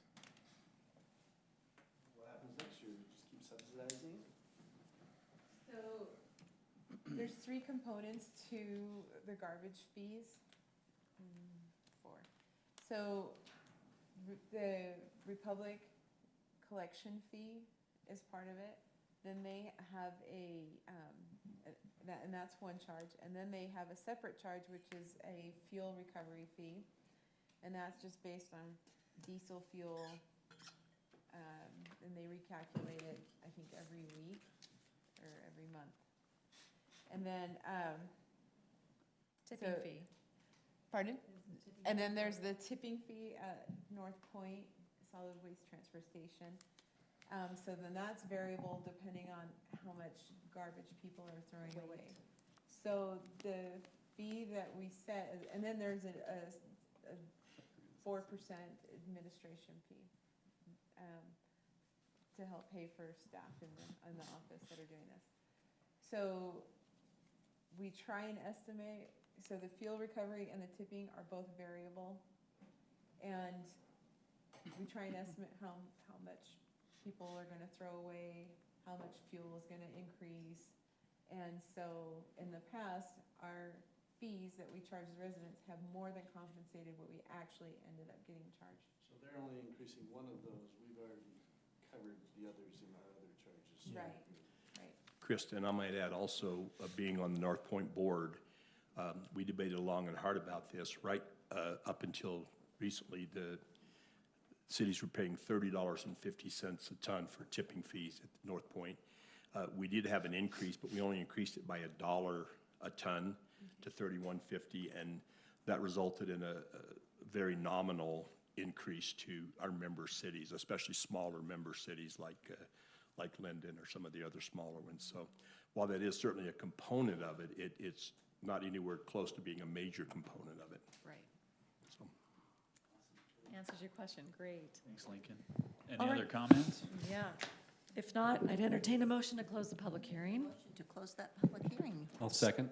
A motion by Councilmember Powell and seconded by Councilmember Magleby to close the public hearing. All in favor? Aye. Bringing this back to you, council. Thank you, guys. Thank you. All right, this is an action item. I'll make a motion then. Oops, it just disappeared. I thought I was right in front of me. Yeah, okay. Can we do it? Go ahead, please. I'll make a motion to recess the Linden City Council meeting and convene. Sorry. No, but We just need a motion to approve we need to the Oh, approve sorry. it. resolution. I'm way ahead of ourselves here. I don't have that in front of me. I've got it. I'll 53. move to approve resolution Go ahead. 2023-11-R adopting the fiscal year 2023-24 proposed budget and amending the fiscal year 2023 budget and fee schedule with the changes as presented. I'll second that. All right, we have a motion by Councilmember Hoyt, seconded by Councilmember Vanchery. All in favor? Aye. Aye. Any opposed? All right. Thank you. Looking forward to those. Moving forward on the looking at budget. those other items. Thank you for all your hard Thank you. work. Now we're ready for that motion you were about to do. There you go. I'll make a motion to recess the Linden City Council meeting and convene as the Linden City RDA. Okay. Second. Motion by Councilmember Magleby, seconded by Councilmember Powell to recess. All in favor? Aye. Aye. Okay, we are now recessed. All right, so we now need to have a call to order. And I believe we do this with an aye down the line, so. Would you go ahead and start us off there, Van? Van Broderick, present, aye. Jake Hoyt, aye. Carolyn Lundberg, aye. Darrell Magleby, aye. Cherry, aye. Randy Powell, aye. Okay, great. All right, on to item number 2. We have approval of our RDA minutes from the March 20th, 2023 meeting. I didn't find anything. I'll make a motion if nobody else needs to. Yep. To approve the minutes from March 20th, 2023. Second. Okay, motion by Councilmember Powell, seconded by Councilmember Hoyt. All in favor? Aye. Okay, we have our minutes approved. And we're on to item number 3, the public hearing for our proposed budget. I'll make a motion to open our public hearing. Okay. Motion by Councilmember Powell, seconded by Councilmember Hoyt. All in favor? Aye. Okay, we are again in a public hearing of the redevelopment agency. All right, take it away. I didn't see any changes from last time. Any big changes from? So we do have a budget amendment, so on page 56 and 57, the bottom of 56. I Oh, actually clipped those out, so on Oh. 98 and 99. oh, okay, awesome, thank you. So yeah, the bottom of the page, you'll see the RDA start and then the next page. So just like some interest earnings increase, the increase for the expense for the reader board sign. So, and that's about it on the budget amendment side. Are there any questions on those? And then you have the page for the 24 budget.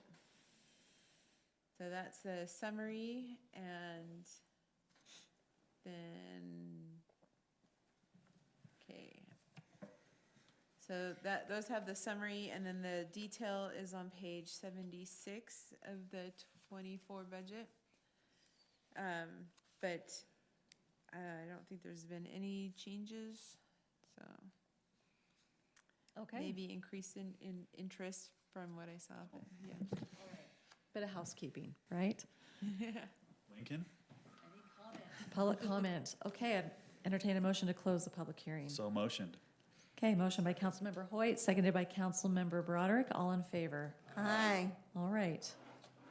If all is in order, anyone ready to motion?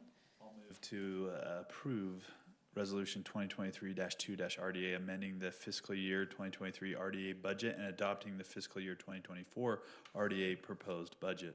Second. Motion by Councilmember Hoyt, seconded by Councilmember Magleby. All in favor? Aye. Okay, so approved unanimously, and make a motion, I'd entertain a motion to adjourn and reconvene to the, Make a motion to adjourn the Lindon RDA meeting and reconvene the Lindon City Council meeting. okay, motion by Councilmember Magleby. Seconded by Councilmember Vanchery. All in favor? Okay, we were back into the Lindon City public meeting, and it is now time to go to item number 14, which is a closed executive session. I will move So that. our time with you this evening must come to a conclusion, Lincoln. Thank you, folks. So would you And- like a motion? Link, can you just drop some? We're going to do a quick recess. Everyone grab a cookie, grab a drink, restroom if needed. Are we done the restroom? Not a time for my Uber Eats to get, there you go.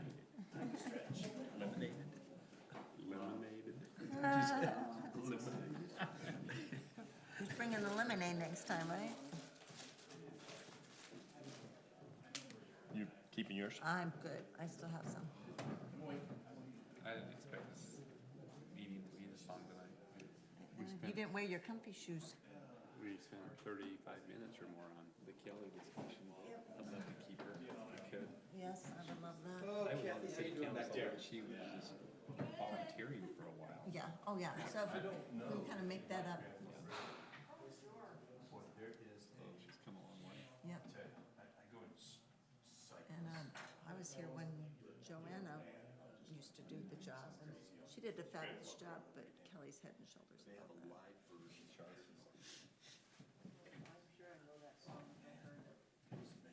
Uh-oh, watch out, there goes Magleby, looking for his cookie.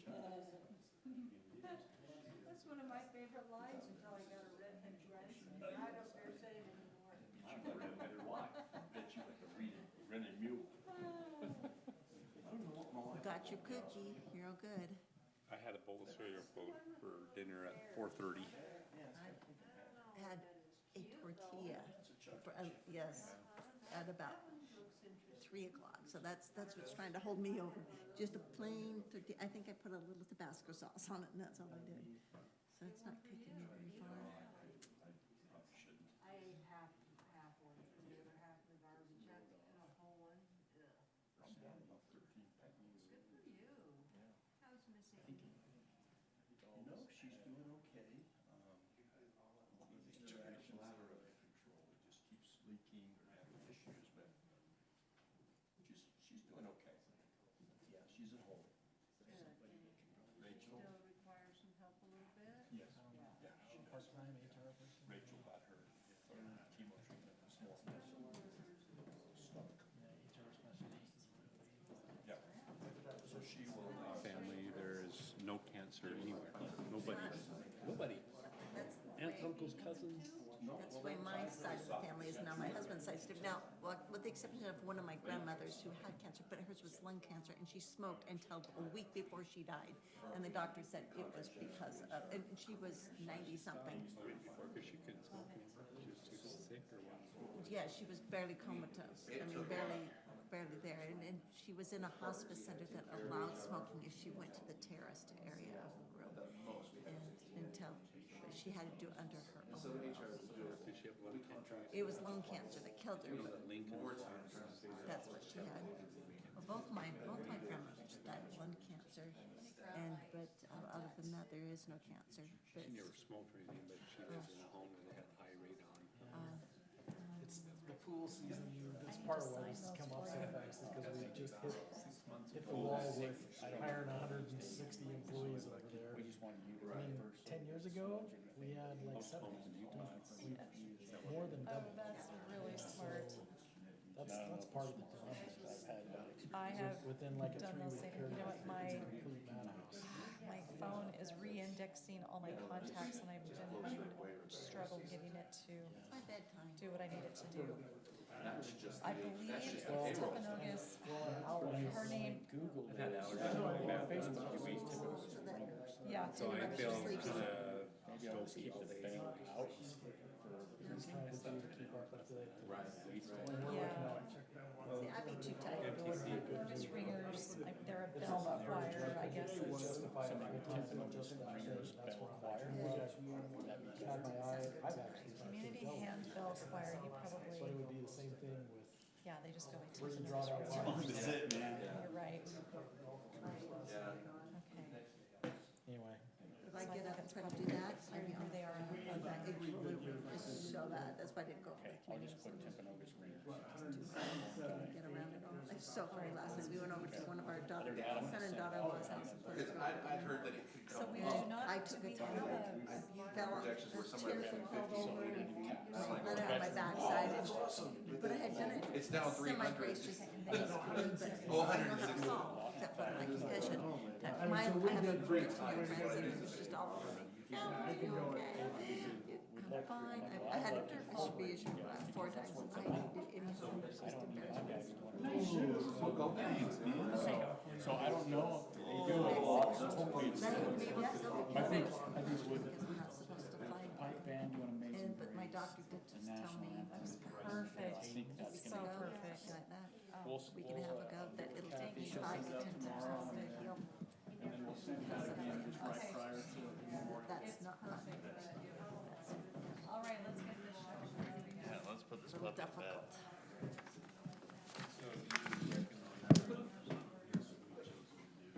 With the concussion, but everything else I was doing really well. I was doing much All right, I better. heard it was somebody's bedtime, so I guess we better get this Yes. going. It's my bedtime. But it's time I start at least getting my PJs on. We still need to, yeah, let's close the doors. Closed. We Yep. still need to keep this on until we go in. Did we go in and close? Nope, Not we yet. have not. I was making that Wait for motion, Randy to and I was make the told motion. to wait. All right. While we're doing that. We're back from our short recess, and we're now on to item number 14. Would you like me to make that motion, Mayor? Yes, We'll wait. please. Okay, so the motion is that we will enter into a closed executive session to discuss the potential purchase or sale of property per Lindon's, or Utah State Code. Is that good enough? Yeah, that's good. Okay. Okay, very good, thank you. We have a motion. Do we have a second? I'll second. Okay, seconded by Councilmember McElby. All in favor? Aye. All right, we're now in closed session. We need to change the recording. Okay, let's do that. Okay, roll call. I'll start with you. Councilmember Powell, yay, yay, whatever. Aye. Mike Aye. Vanchery, aye. Darrell McAbey, aye. Lundberg, aye. You're up. Jake Hoyt, aye. Van Broderick, aye. Okay, very good. Thank you. Turn off his YouTube thing here too. Could have turned that off earlier before my faux pas. Mothers against this. Yay, nay, aye.